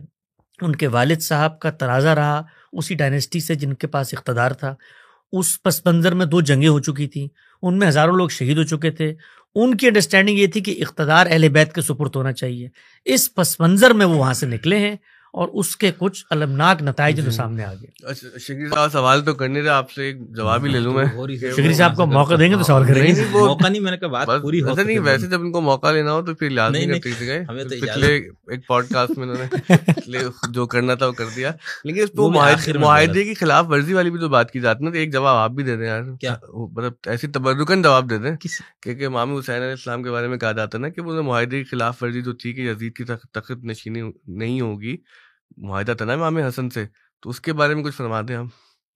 تو کیا موقف ہے؟ ان کا موقف بیان کر دیں، اپنا نہ کریں. دوسروں کا موقف بڑا اچھا بیان کرتے ہیں، اپنا نہیں کرتے. ہمارا تو اس میں کوئی اس حوالے جو بھی موقف ہے وہ بیان کرتے ہیں. امام علی مقام امام حسین علیہ الصلوۃ والسلام کے اقدام سے متعلق تو کئی تعبیرات ہیں نا. خود شیعوں میں اس کی 8 سے 10 تعبیرات ہے کہ کیوں امام نے قدم اٹھایا، کیونکہ ہر تعبیر کے اوپر اعتراضات ہے. اور اہل سنت کے ہاں بھی 2 سے زائد تعبیرات ہے کہ امام کا یہ قدم کیا تھا. ایک تو وہ جو حسین الیاس صاحب نے بیان فرمایا، اور ایک دوسرا جو آپ بتا رہے معاہدہ والا، اور تیسرا اس کے اوپر مطلب کچھ لوگوں نے جو اسلامی حکومت وغیرہ کے جو جدوجہد کرنے والے وہ سب اسی کو لیتے.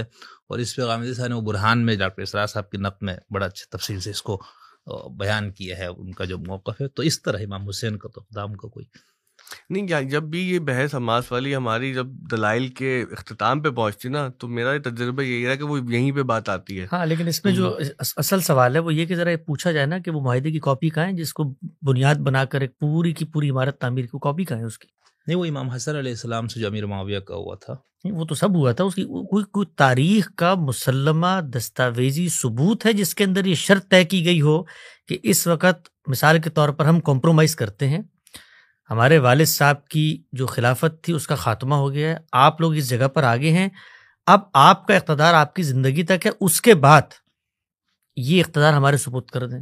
میرے لحاظ سے اگر سیدنا امیر معاویہ یہ معاہدہ کرتے یہ خود خلاف اسلام ہوتا. ان کو یہ حق ہی نہیں تھا کہ وہ اپنے بعد کسی کو اقتدار سپرد کرنے کا معاہدہ کر لے. معاہدہ یہ نہیں تھا کہ ان کے جو ہے وہ معاہدہ پایا کہاں جاتا ہے؟ اس میں معاہدے میں یہ نہیں تھا کہ وہ اس کے بعد اپنے بیٹے میں سے میں تو دیکھیں معاہدہ تو یہ تھا نا. سوال سب سے پہلا سوال ہے، دیکھیں جس وقت ہم کسی چیز کو بنا استدلال بناتے ہیں اس بنا استدلال کو میرے اور آپ کے درمیان مشترک پوائنٹ آف ریفرنس بننا چاہیے. سب سے پہلے تو وہ معاہدہ ذرا لے کر آئیں، اس کو میں اس معاہدے کو دیکھوں گا، وہ کہیں لکھا ہوا موجود ہو، اس پر دونوں کے دستخط ہوں، اس کے حدود و شرائط متعین ہو، اس کی تفصیلات پر تو بعد میں بات ہوگی نا. وہ ہے پایا کہاں جاتا ہے بھائی؟ ہے نا معاہدہ تمام تاریخ کی کتابوں نہیں، وہ تاریخ کی کتابوں میں جو معاہدہ موجود ہے اس کے 10 کیلو کال ہیں، ان پر 10 باتیں ہیں. وہ تو تاریخ کی ہر چیز پہ اس کا مطلب یہ اس کا مطلب یہ نہیں، پھر اس کا مطلب مثلا کیا کیلو مثلا یہ جو بات ہے، یہ جو بات ہے صلح حسن کی جو بات ہے، اس کے اندر یہ نقطہ کہ اقتدار آگے بیٹے کے پاس نہیں جائے گا اور آپ کے حوالے کیا جائے گا، یہ کوئی آپ کے حوالے میں جو طریقہ تھا اس دور میں شورا کے ذریعے یہ نظم اجتماعی کا فیصلہ ہوگا، یہ کوئی مسلمہ اسٹیبلش حقیقت ہی نہیں ہے. آپ اس پر، میں طالب علم کے طور پہ جب میں نے اس پر غامدی صاحب سے گفتگویں کی، سیریز کی، میں نے خود بطور طالب علم کے معاہدہ ڈھونڈنے کی کوشش کی کہ بھائی کوئی متفق علیہ معاہدہ ہے ہمارے پاس جس کی بنیاد آج کے دور میں، مثال کے طور پہ میثاق جمہوریت ہوا ہے، بھائی لکھا ہوا دستاویز موجود ہے، اس کی کوئی دو انٹرپریٹیشن نہیں ہو سکتی. یہ جو معاہدہ ہے جس کی بنیاد پہ یہ معاہدہ پایا کہاں جاتا ہے، اس کی کوئی مسلم، کیونکہ معاہدے کے بارے میں یہ نہیں ہو سکتا کہ آپ کے پاس دوسرا معاہدہ میرے پاس دوسرا معاہدہ، اس کا مطلب وہ تو تاریخ کی کیلو کال میں گم ہو گیا نا. معاہدے کو مسلمہ تاریخی دستاویز بننا چاہیے. وہ دستاویز کہیں پائی جاتی ہے؟ وہ کہاں ہے دستاویز جس پر معاہدہ ہوا تھا؟ وہ نہیں پائی جاتی. اس پر تعبیرات ہیں، اس پر لوگوں کی انڈرسٹینڈنگز ہیں کہ یہ ہونا چاہیے تھا، یہ نہیں ہونا چاہیے تھا. تو اس طرح کی جو چیزیں، میں تو اس کو مان لوں ایک سیکنڈ کے لیے، میں تو اس امکان کو بھی اگر مان لوں کہ اس معاہدے میں لکھا ہوا تھا کہ جی اس وقت ہم کریں گے اور ہمارے بات کوئی نہیں کرے گا، تو ہر دنیا کا جو معاہدہ ہوتا ہے، اب یہ کہیں گے کہ ہمارے دل میں اتنی زیادہ ان کی محبت جاگ گئی ہے کہ اس کی بھی تعبیر، لیکن حقیقت یہی ہے دنیا میں جب بھی آپ کو معاہدہ سیدھا ناسبیت کہنا امیر شام کے بڑے اس کے لیے ایک لفظ ہے ناسبی، دنیا کا وہ سخت اس لیے نہیں بولا. دیکھیے دنیا میں جب بھی کوئی معاہدہ کیا جاتا ہے نا، اس میں دو چیزیں دیکھی جاتی ہیں، ورنہ وہ معاہدہ نل اینڈ وائٹ ہو جاتا ہے. یہ بتایا نا کہ معاہدہ کوئی ریٹن ہے یا وربل معاہدہ تھا، کیا تھا؟ شیان معاویہ والے کو بالکل ہی انکار کرو تو اب کیا کیا جائے؟ نہیں، آپ ریٹن دستاویز ان سے مانگ رہے جن کی پوری روایت سینہ بسینہ کھڑی ہوئی. نہیں، یہ تو مشترکہ ہے. باقی حسن صاحب نے اس پہ زیادہ تحقیق کی ہوئی، تو وہ کہہ رہے کہ اس طرح ہم دیکھنے والوں کو بھی سوال چھوڑ کے جاتے ہیں کہ ضرور، لیکن میرے خیال سے صرف اس کو بنیاد نہیں بنائے نا. میں نے اسی لیے پہلے کہا کہ کئی تعبیرات ہیں. اب صرف معاہدہ چلو تھا سب کچھ، پھر بھی امام حسین اگر اس تصور سے لیتے کہ وہ اسلامی حکومت پٹری سے ہٹ گئی تھی اور آپ اس کو قائم کرنے، جو ہم فقہ کے ابواب میں خروج علی الحاکم کے بحث، تو اس میں بھی پھر بڑے مسائل ہو جاتے ہیں. اسی لیے اہل تشیع کا ایک بہت پرانا مقدمہ یہی تھا کہ حکم خدا سے امام نے قدم اٹھایا ہے. اور مطلب اہل تشیع کا تو نظریہ عقیدہ یہی ہے نا کہ امام کا جو بھی حکم یا اقدام ہوگا یا قول ہوگا یا فعل ہوگا، وہ خدا کی اذن سے یا اس کی حفاظت سے ہوگا، اس میں غلطی کا امکان نہیں. معاہدہ بھی انہوں نے خدا کی اذن سے کیا تھا؟ نہیں، وہ تو ظاہر تو وہ جو اس وقت کی جو بڑی اسٹیبلشمنٹ تھی وہ بہت مضبوط، تو ظاہر تو اس میں امام، لیکن خدا سے مضبوط تو نہیں ہو سکتی. انبیاء نے بھی کئی جگہ کمپرومائز کیا نا. انبیاء نے، حضور نے 13 سال مکے میں بالکل عدم تشدد کی پالیسی رکھی، اور مدینے میں جاتے ہی پھر طاقت کا وہ سارا. تو خیر اس طرح نہیں. صحیح ہے، ہم نے بھی سیف کیا. اچھا، اہل سنت کا کیا مقدمہ ہے اس پہ؟ اہل سنت کا ایک تو مشہور یہی ہے کہ چونکہ یزید فاسق تھا، اور بریلویوں میں کچھ علماء نے یزید کو کافر کہا تھا، کیونکہ وہ اہل سنت کی ہم مسئلہ یہ نا کہ فاسق کے خلاف اقدام ہے یا نہیں، تو اس لیے ان کو کفر. اس کے اوپر علامہ غلام رسول سعیدی رحمۃ اللہ علیہ نے صحیح مسلم میں بہت اچھی بحث کی ہوئی ہے کہ بھئی یہ کفر ثابت کرنے کی ضرورت نہیں ہے. حنیفیہ کا پرانا موقف یہی تھا کہ ظالم کے خلاف بھی خروج کیا جا سکتا، تو وہ اس میں.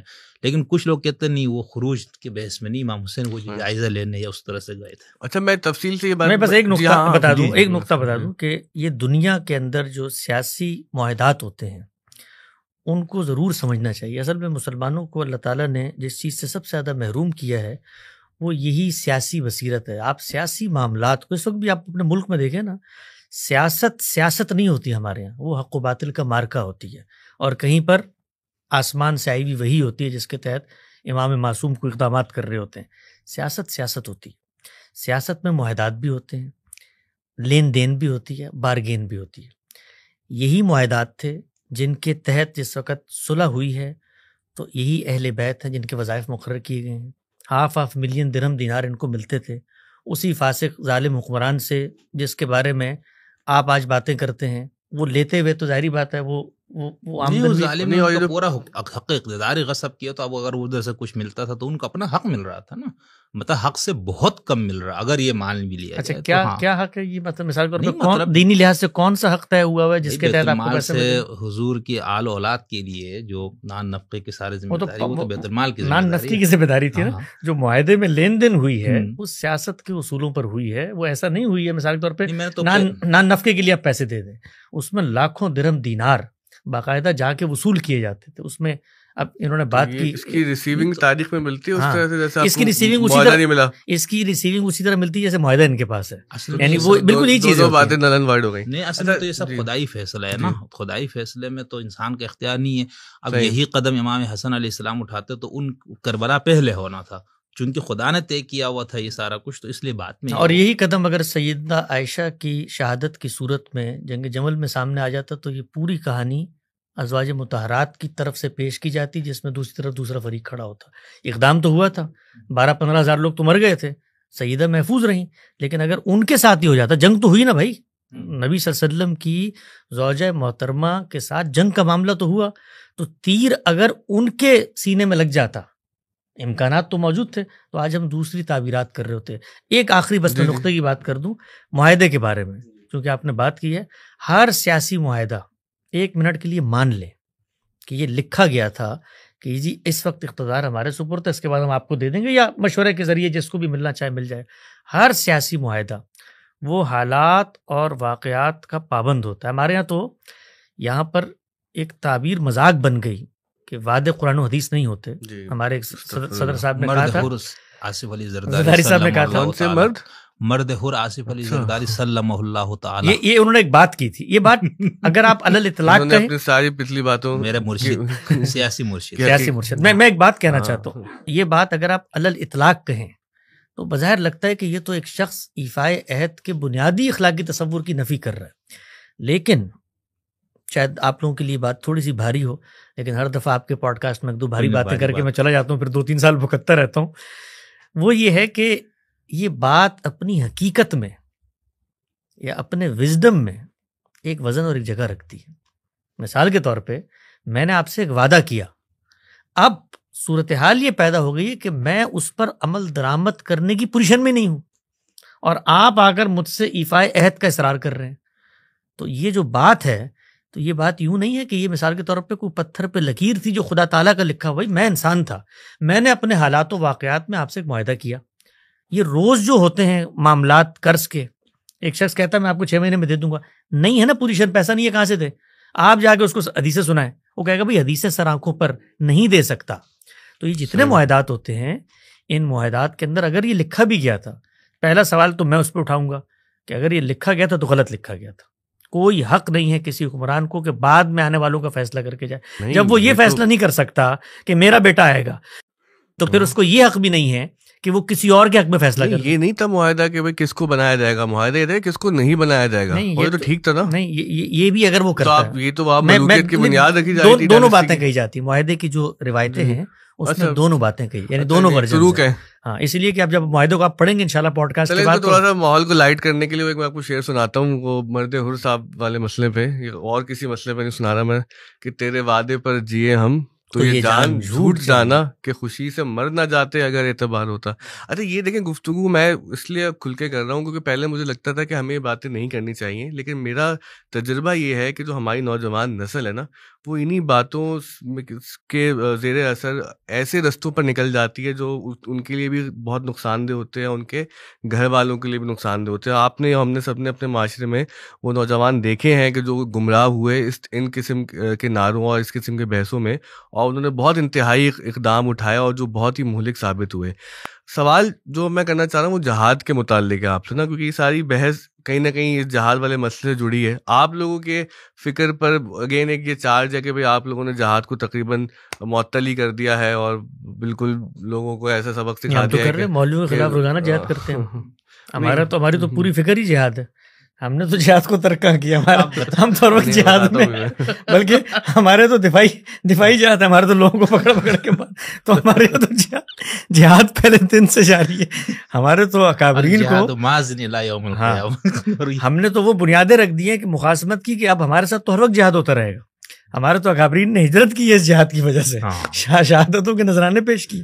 تو جہاد ہم نے ترک نہیں کیا. نہیں، وہ شہادتوں والی معاملہ وہ تو بالکل سیریس مسئلہ ہے، لیکن یہ کہ وہ آپ کی ہجرت پر بھی لوگ سوال اٹھاتے ہیں کہ وہ رجانا نہیں، وہ کیا ہے عربی کا مقولہ ہے، کلو شیء یرجو الی اصلہ، کہ یہ تو اردو کا بھی ہے، پہنچی وہیں پہ خاک جہاں کا خمیر تھا. پنجابی میں بھی وہ تو آپ پہ تو عالمگیر صداقت ہے یہ،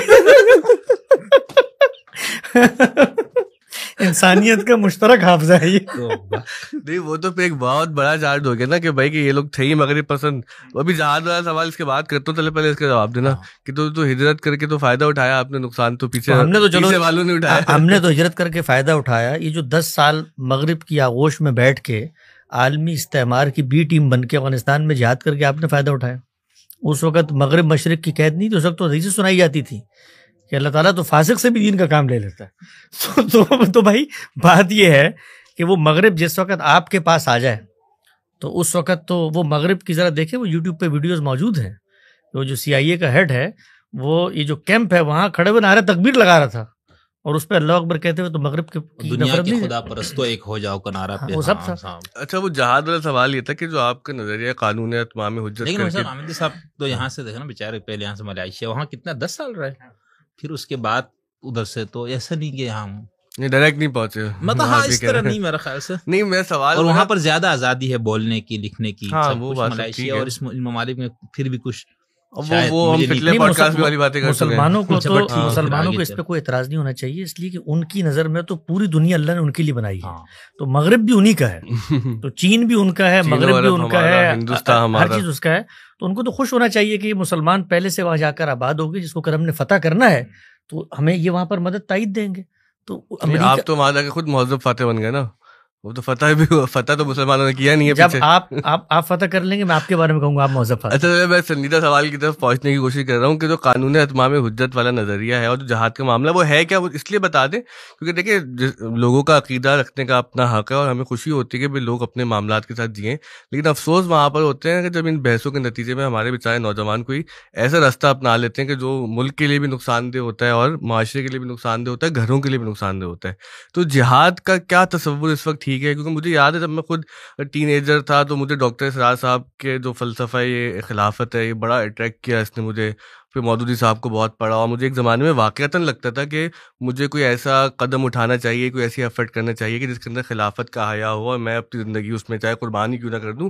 وہ بعد میں پھر ظاہر ہے کہ ہمارا صوفی پس منظر بھی ہے، پھر کچھ صاحبان علم سے ایسا تعلق ہوا کہ سمجھ آیا کہ نہیں یہ خلافت والا معاملہ تو ہو نہیں رہا، تو کوئی علمی اور اخلاقی نوعیت سے کام کر کے اپنی زندگی گزاریں کہ آخرت اچھی ہو جائے. تو آپ بات تو میری سمجھ گئے نا بہت اچھے سے. تو یہ نوجوان کیا کریں کہ جب وہ ان کو آیتیں ہم پڑھ کے سناتے ہیں جس کے اندر جہاد کی ترغیب بھی ہے، احادیث بھی سناتے ہیں اور پھر جذبہ بھی بہت زیادہ ہوتا ہے، اور پھر جب آپ کی طرف دیکھتے تو وہاں معلوم ہوتا ہے کہ وہ تو جی رسول اللہ جہاد صلی اللہ علیہ وسلم جہاد کر کے چلے گئے، قانون اتمام حجت آ چکا ہے، آپ کو صرف ظلم کے خلاف جہاد کرنا ہے، ظلم کے خلاف حماس نکلتی ہے تو آپ کہتے ہیں یہ بھی خلاف دین ہے. نہیں، خلاف دین نہیں ہے. حماس نکلے یا طالبان نکلے یا حکومت پاکستان آج جہاد کا فیصلہ کرے، ظلم کے خلاف قیامت تک جہاد کی اجازت اللہ تعالیٰ نے دی ہے. وہ جہاد کی اجازت ملنے کے بعد کہ آپ پر جہاد کرنا لازم ہو گیا ہے یا لازم نہیں ہوا، یہ فرق ہے جس کو لوگوں کو سمجھنا چاہیے. یعنی یہ پوری کی پوری بحث اس دائرے کی ہے ہی نہیں کہ آپ کے پاس اس اقدام کا استقرار حق ہے یا نہیں. ابھی ہے نا استقرار حق، آپ نکلیں. اس وقت جو بڑا ظالم آپ کو نظر نہیں آتا وہ آپ کے پڑوس میں بیٹھا ہوا ہے، سی پیک. وہ وہاں پر مسلمانوں کے ساتھ جو معاملات کرتے ہیں اس کے لیے تو آواز میں نہیں نکلتی. انہی ملکوں میں بیٹھ کے کچھ نہیں ہوتا. سوال یہ نہیں ہے، سوال یہ ہے کہ آپ یہ کام کرنے کی پوزیشن میں ہے یا نہیں ہے، یہ ساری بحث ہے. تو ہم یہ کہتے ہیں کہ بھائی جو طاقت جمع کریں، آپ کے اندر طاقت ہو، قدرت ہو. وہ طاقت صرف دفاعی اور وہ جنگ کی طاقت نہیں ہے، وہ ذہن کی طاقت ہے، وہ اخلاق کی طاقت ہے، وہ سب بھی واضح کرتے ہیں. میرے پیارے بھائی اور بزرگوں اور دوستوں، میں آپ سے کہوں جس وقت آپ کے پاس طاقت ہوتی ہے نا، آپ کو جہاد کی ضرورت بھی نہیں ہوتی. آپ اشارے کرتے ہیں، آپ کے اشارے پہ آپ کے باجگزار جہاد کر دیتے ہیں. جب طاقت ہوتی ہے آپ کے پاس تو جہاد کی نوبت بھی بہت کم پیش آتی ہے. طاقت نہیں ہوتی تبھی تو مظلوم کرتے ہیں. مسلمانوں کے پاس آئے گی بھی نہیں آئے گی. اب وہ جن کے پاس آئی ہے ان سے جا کر پوچھنا آپ کے پاس کیسے آئی ہے. پہلے تو ہمارے پاس بھی تھی نا ماضی میں. ہاں، تو ہم سے چلی گئی ہے تو ہم سے اپنے آپ سے سوال کرنا چاہیے. ریورس انجینئرنگ ہم سے کیسے چلی گئی ہے؟ بھائی دنیا کے اندر اس وقت، میں نے پچھلے دنوں بھی کہا تھا، امریکہ کو آپ 1000 گالیاں دیں، ٹھیک ہے نا، جو کچھ کہنا چاہتے ہیں کہیں. حقیقت یہ ہے کہ دوسری جنگ عظیم، ایک بڑی اچھی سیریز ہے نیٹ فلکس پہ، لوگوں کو دیکھنی چاہیے، چرچل کے حوالے سے، کہ دوسری جنگ عظیم میں چرچل کا جو منصوبہ تھا وہ کیسے کامیاب ہوا. آپ اس کو دیکھیں، انہوں نے چرچل کی زندگی کے مسلمہ تاریخی حقائق کو سامنے رکھ دیا. اور اس وقت امریکہ کے اپنے اندر جو بڑے کلاسیفائڈ ڈاکومنٹس تھے وہ پبلک ہو گئے.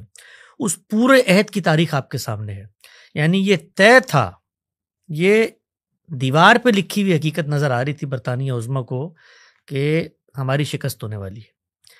امریکہ کے پاس وہ گئے ہیں، اور یہ چرچل کی غیر معمولی شخصیت تھی جس نے امریکیوں کو آمادہ کر لیا، کیونکہ امریکہ جو ہے ان تمام بحثوں سے غیر متعلق ہو کے وہاں پر آباد. وہ خود اس پرسیکیوشن کا شکار تھے، ان کو اس سے کوئی لینا دینا نہیں تھا. اور ان کے یہاں جو سب سے بڑی مزاحمت تھی وہ مزاحمت یہ تھی کہ یہ جو کالونی انہوں نے بنائی ہوئی ہے دنیا بھر میں، یہ حملے کرتے ہیں، طاقت کرتے ہیں. وہاں پر جان لاک کا فلسفہ آزادی، حریت یہ پیدا ہو گیا تھا. وہ کچھ مہذب بن رہے تھے. جب ہم کہتے ہیں نا مہذب، اس پس منظر میں کبھی غور کیجئے گا اس پر کہ ہمیں جو بر صغیر میں آزادیاں ملی ہیں اس کے پیچھے بھی امریکہ کا ہاتھ ہے. جس وقت یہ چرچل وہاں گئے ہیں اور وہاں جا کر انہوں نے مدد امداد طلب کی ہے، کیا کیا چیزیں منوائی ہیں امریکیوں نے برطانیہ عظمیٰ سے. اس میں بڑی اہم چیز ہے کہ آپ نے اس شرط پہ ہم مدد کر رہے ہیں کہ یہ جو کالونیاں بنائی ہوئی ہیں دنیا بھر میں ان کا خاتمہ کریں گے. اور وہ مدد کرنے کی پوزیشن میں کیسے آئے؟ اس لیے کہ انہوں نے 200 سال اپنے اوپر محنت کی. میں جس شہر میں رہتا ہوں نا اس کا نام ہے ڈیلس، اس کے ایئرپورٹ کا نام ہے DFW، Dallas Fort Worth airport. Airport بیچ میں ہے، ایک طرف ڈیلس ہے، ایک طرف فورتھ ورتھ ہے. فورتھ ورتھ وہ جگہ ہے کہ جہاں پر جہاز سازی ہوتی تھی. دوسری جنگ عظیم کے پورے دورانیے میں امریکہ نے 3 لاکھ جہاز بنا کر ان قوتوں کو دیے. 3 لاکھ جہاز بنا کر. اس زمانے میں کہا جاتا ہے کہ امریکہ کے ہر گھر اس جنگ کے دفاعی سامان بنانے میں لگا ہوا تھا. اتنا ان کے پاس مال تھا. ٹریلینز آف ڈالر اس زمانے میں انہوں نے دیے، اپنے GDP کا بڑا حصہ دے دیا. وہ دینے کے بعد وہ عالمی فاتح بنا ہے. وہ عالمی فاتح ایک دن میں نہیں بنا، اس کے پیچھے تصور ہے. لوگوں کو خود مختاری دی ہے، وہاں پر جمہوری روایات پروان چڑھی ہیں، قانون کی حکمرانی کی بات کی گئی ہے. اس سے معیشت مضبوط ہوئی ہے، انوینشن ہوئی ہے، علم اور اخلاق میں بہتری پیدا ہوئی، اس سے طاقت ملی ہے. وہ طاقت آج فیصلے کر رہی ہوتی ہے. آپ کو فیصلے کروانے ہیں نا. آپ کا جہاد اللہ تعالیٰ نے کہا قیامت تک جاری رہے گا. وہ بھائی طاقت حاصل کر کے جہاد کر لو نا یار. یعنی یہ تو کہیں اللہ نے نہیں منع کیا کہ طاقت، لیکن طاقت حاصل کرنے میں چونکہ محنت کرنی ہے، اس میں عمریں لگیں گی. یہاں تو آپ جائیے. مجھے ایک زمانے میں یاد ہے، ایک لڑکا یہاں اسی آپ کے محلے کے قریب ایک والد صاحب لے کر آئے، برطانیہ سے پڑھ کے آیا ہوا تھا، بڑا جدید پڑھا لکھا، اور اس کے جسم پہ ٹیٹوز تک موجود تھے، لیکن دینی لحاظ سے تبدیل ہو گیا. تو وہ جہاد پہ جانا چاہتا تھا. یہ پاکستان کے قبائلی علاقوں میں جو جہاد ہو رہا ہے. تو میری اس سے گفتگو ہوئی، بات چیت ہوئی.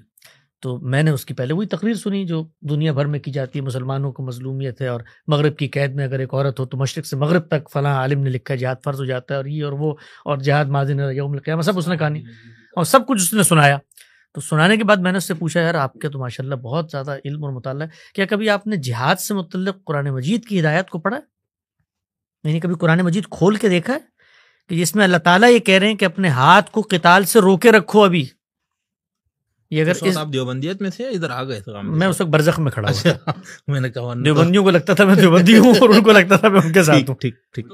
وہ کیا تھا، کچھ مسلمان ہوں کچھ منافق ہوں، اپنے ماحول کے مطابق ہو. تو اس کی صورتحال تھی. تو اس کو میں نے کہا تم نے قرآن مجید پڑھا یار اس بارے میں؟ یعنی اللہ تعالیٰ جب یہ کہہ رہے ہیں کہ اپنے ہاتھوں کو روکے رکھو اس وقت قتال سے، تو اس وقت اگر آج کے دور کے مسلمان ہوتے اللہ میں سے لڑ رہے ہوتے بنی اسرائیل کی طرح. یہ کیا بات کر دی آپ نے؟ مطلب یہ کہ یہ تو بزدلی کی علامت ہے، اپنے ہاتھوں کو روکو. بھائی ہم نے تو آگے مر جانا، ہم تو آخرت کے لیے جی رہے ہیں. اللہ کہہ رہے ہیں ہاتھوں کو روکے رکھو. تو یہ جو ہم بسا اوقات یہ اللہ پر چھوڑ رہے تو مجھے ایک لطیفہ یاد آ رہا ہے، کل بھی ان سے گفتگو ہوئی. وہ ایک زمانے میں ایک خاتون اپنے شوہر کو غامدی صاحب کے پاس لے کر آئیں اور ان سے انہوں نے کہا کہ یہ ہر چوتھے روز تبلیغ میں چلے جاتے ہیں، کبھی دیکھو چلہ کبھی سروزہ، پیچھے کی کوئی فکر ہی نہیں ہے ان کو.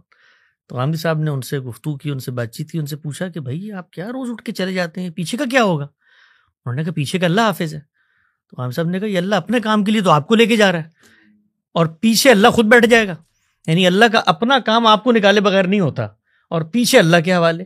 تو ہمارے ہاں یہ جو صورتحال ہے، ہم اللہ کا کام کرنے جا رہے ہیں اور پیچھے اللہ کے حوالے کر کے جا رہے ہیں کہ اللہ فتح دے. فتح و شکست کے کچھ دنیا میں مسلمات ہیں، وہ اللہ تعالیٰ کی جب تائید آئی ہے نا، اب یہ دیکھیں لوگ دیکھتے نہیں ہیں، قرآن مجید کو پڑھتے نہیں ہیں کہ اللہ کی تائید بدر کے اندر آئی ہے، فرشتے قطار اندر قطار اترے ہیں، صحابہ کے اقدام کو وہ کہتے ہیں کہ قتال زمین پہ ہوا ہے لیکن کیا آسمان والے نے ہے، اور مچھلیوں کے ڈھیروں کی طرح ان لوگوں کی لاشیں وہاں پر پڑی ہوئی تھی. اس تائید و نصرت کے باوصف قرآن مجید نے کہا اس وقت اس پوزیشن میں نہیں ہوگا قتال کر سکو، پہلے اپنی پوزیشن مضبوط کرو.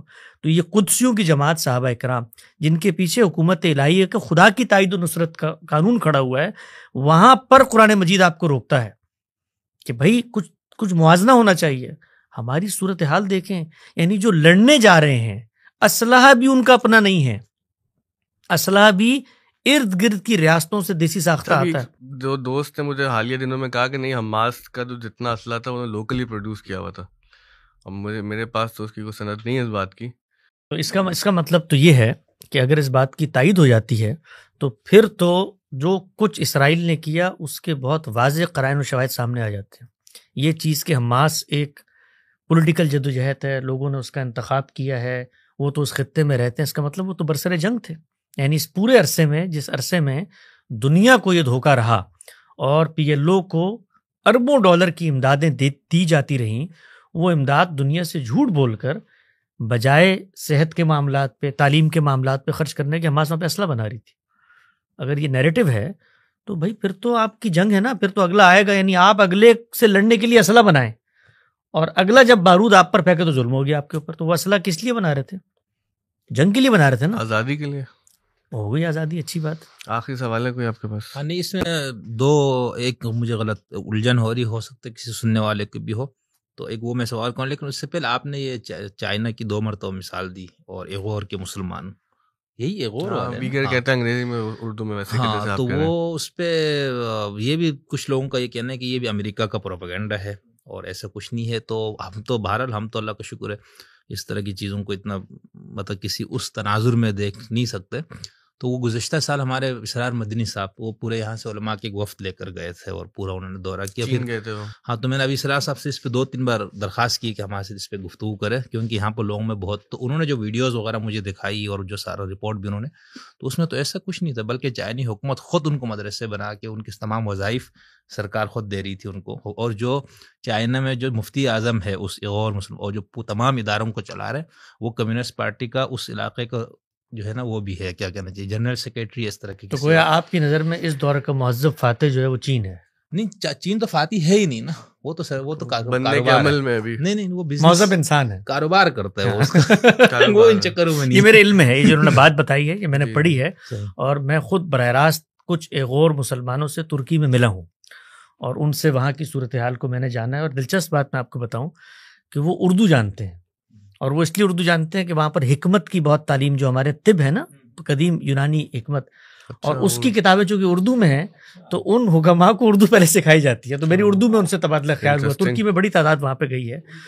تو ان کا کہنا یہ تھا کہ کچھ جگہوں پر بالکل وہی معاملہ وہ جو ہمارے ملکوں میں ہوتا ہے، پراکسی کے انداز میں کچھ جہادی مائنڈ سیٹ کی تحریکیں پیدا ہوئی ہیں، تنظیمیں تھیں بڑی، اور انہوں نے کچھ وہاں پر وہی خواب دیکھے جہاد کے جو اس وقت باقی لوگ دیکھ رہے ہیں. تو ان کو انہوں نے ٹھکانے لگایا اور پھر سد ذریعہ کے اصول پر، پریکاشنری میجر پر، مسلمانوں کی ان چیزوں پر انہوں نے ایک نظر رکھی.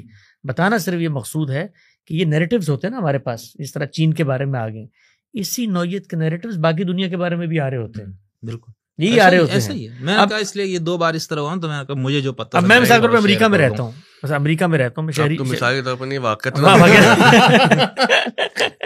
تو اب وہاں پر جو فیصلے ریاست کرتی ہے وہ میرے کو اس سے سرے سے کوئی لینا دینا ہی نہیں. موجودہ دور کے اندر جو ووٹر ہوتا ہے وہ ایک عمومی نتیجے کو دیکھ کر ووٹ دے رہا ہوتا ہے، اور اس میں اصل چیز معیشت ہوتی ہے. بھئی آپ کو معاشی لحاظ سے کیا فائدہ ہوگا، ٹیکس کون حکومت کم دینے کی بات کر رہی ہے، کون آپ کی شخصی آزادیوں پر کم پابندی کی، اس بنیاد. اس کے بعد عالمی جو اسٹیبلشمنٹ ہوتی ہے وہ اپنے مفادات کا خود تحفظ کر رہی ہوتی ہے. کہیں وہ ہر جنگ لڑنے سے پہلے ووٹ لیتی ہے، ووٹر سے آ کے پوچھتی ہے. یہ دنیا میں کہیں نہیں ہوتا. تو یہ جو پورے نیریٹیوز ہیں نا کہ مثلا اسرائیل نے چونکہ وہ آپ لازم کر دیا، اس کے نتیجے میں پورا امریکہ یعنی امریکہ کی جو اسرائیل کے ساتھ اس وقت یہ جو وہ بات کر رہا ہے غزہ کے حوالے سے، آپ ذرا اسرائیل کے اندر دیکھیے ان کا کیا اس پر رد عمل ہے. یعنی عالمی فاتحین ہمیشہ یہ دیکھتے ہیں کہ ان کا مفاد کیا ہے. اس خطے میں انہوں نے اپنا ایک مفاد قائم رکھنا تھا، وہ ایک سلطنت مسلمانوں کے درمیان میں انہوں نے قائم کر دی. اس کے اسٹریٹجک 10 تقاضے ہو سکتے ہیں. یعنی ہم یہ نہیں کہتے کہ انہوں نے کوئی حق اور انصاف کی بنیاد پہ یہودیوں کی مدد کی ہے. یعنی 10 تقاضے ہوتے ہیں. یہ 10 تقاضے کل ہمارے پاس بھی تھے جب ہم عالمی فاتح تھے، عالمی قوت یہ کچھ کر رہے ہوتے تھے ہم. آپ ذرا پڑھیں کبھی موقع ملے، سلطان سلیمان جس وقت ویانا پر حملہ آور ہونے کے لیے کمر کس رہے تھے، اس موقع پہ جو شیخ الاسلام ہیں ان کی تقریریں سنیں کہ وہ کیا کہتے تھے. یعنی اس وقت ہم کبھی یہ بات نہیں کر رہے ہوتے تھے کہ جی یہ مثال کے طور پہ اللہ نے ان کی زمین ہے، یہ ہماری زمین ہے. یعنی ہم لوگوں کی تو تاریخ ہی یہ تھی.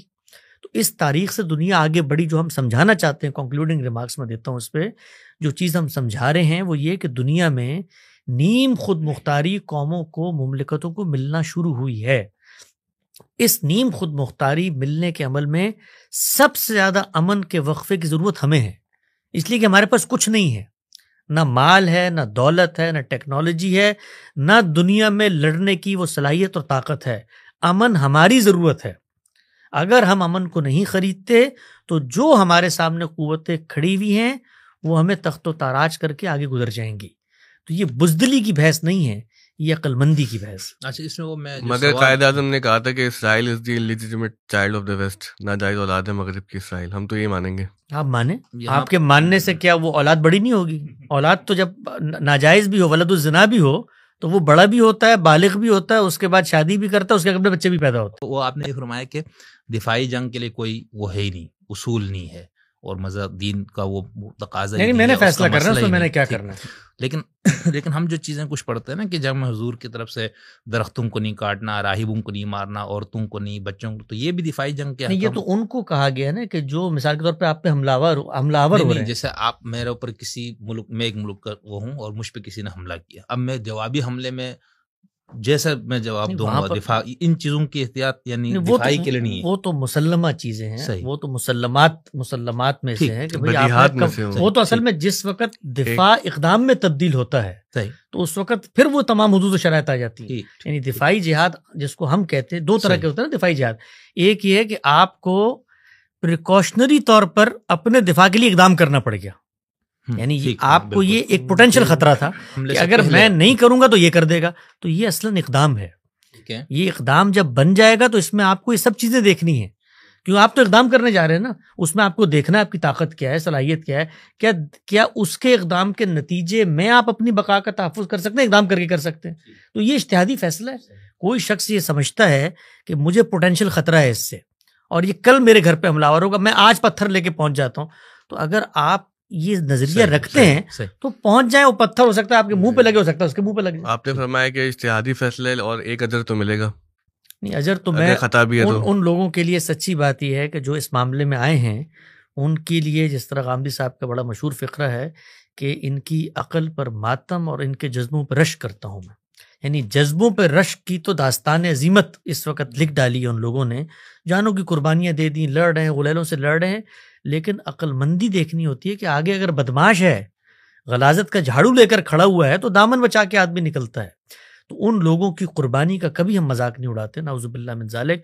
کبھی یہ نہیں کہتے کہ وہ لوگ، بھائی ان لوگوں نے تو ایک چیز جس کو یہ مذاق تو میں اس خودکش بمبار کے بارے میں اڑانے کو تیار نہیں جو بے گناہ مسلمانوں کو مار دیتا ہے. کبھی نہیں اڑاتا میں اس کا مذاق. اس کا ایک جذبہ ہے، اس کی ایک سوچ ہے، وہ غلط ہے، اس سے نقصان ہو گیا، لیکن اس کا معاملہ اللہ کے سپرد ہے، اپنے عذر وہ پیش کرے، اللہ تعالیٰ فیصلہ. اچھا، اس میں عزیمت اور رخصت والی بھی کوئی بحث نہیں ہے نا؟ کچھ لوگ مجھے یہ بھی کہہ رہے تھے پچھلے دنوں کہ وہ ایک عزیمت ہوتی ہے، ایک رخصت ہوتی ہے. وہ ڈاکٹر زبیر صاحب نے لکھا ہے.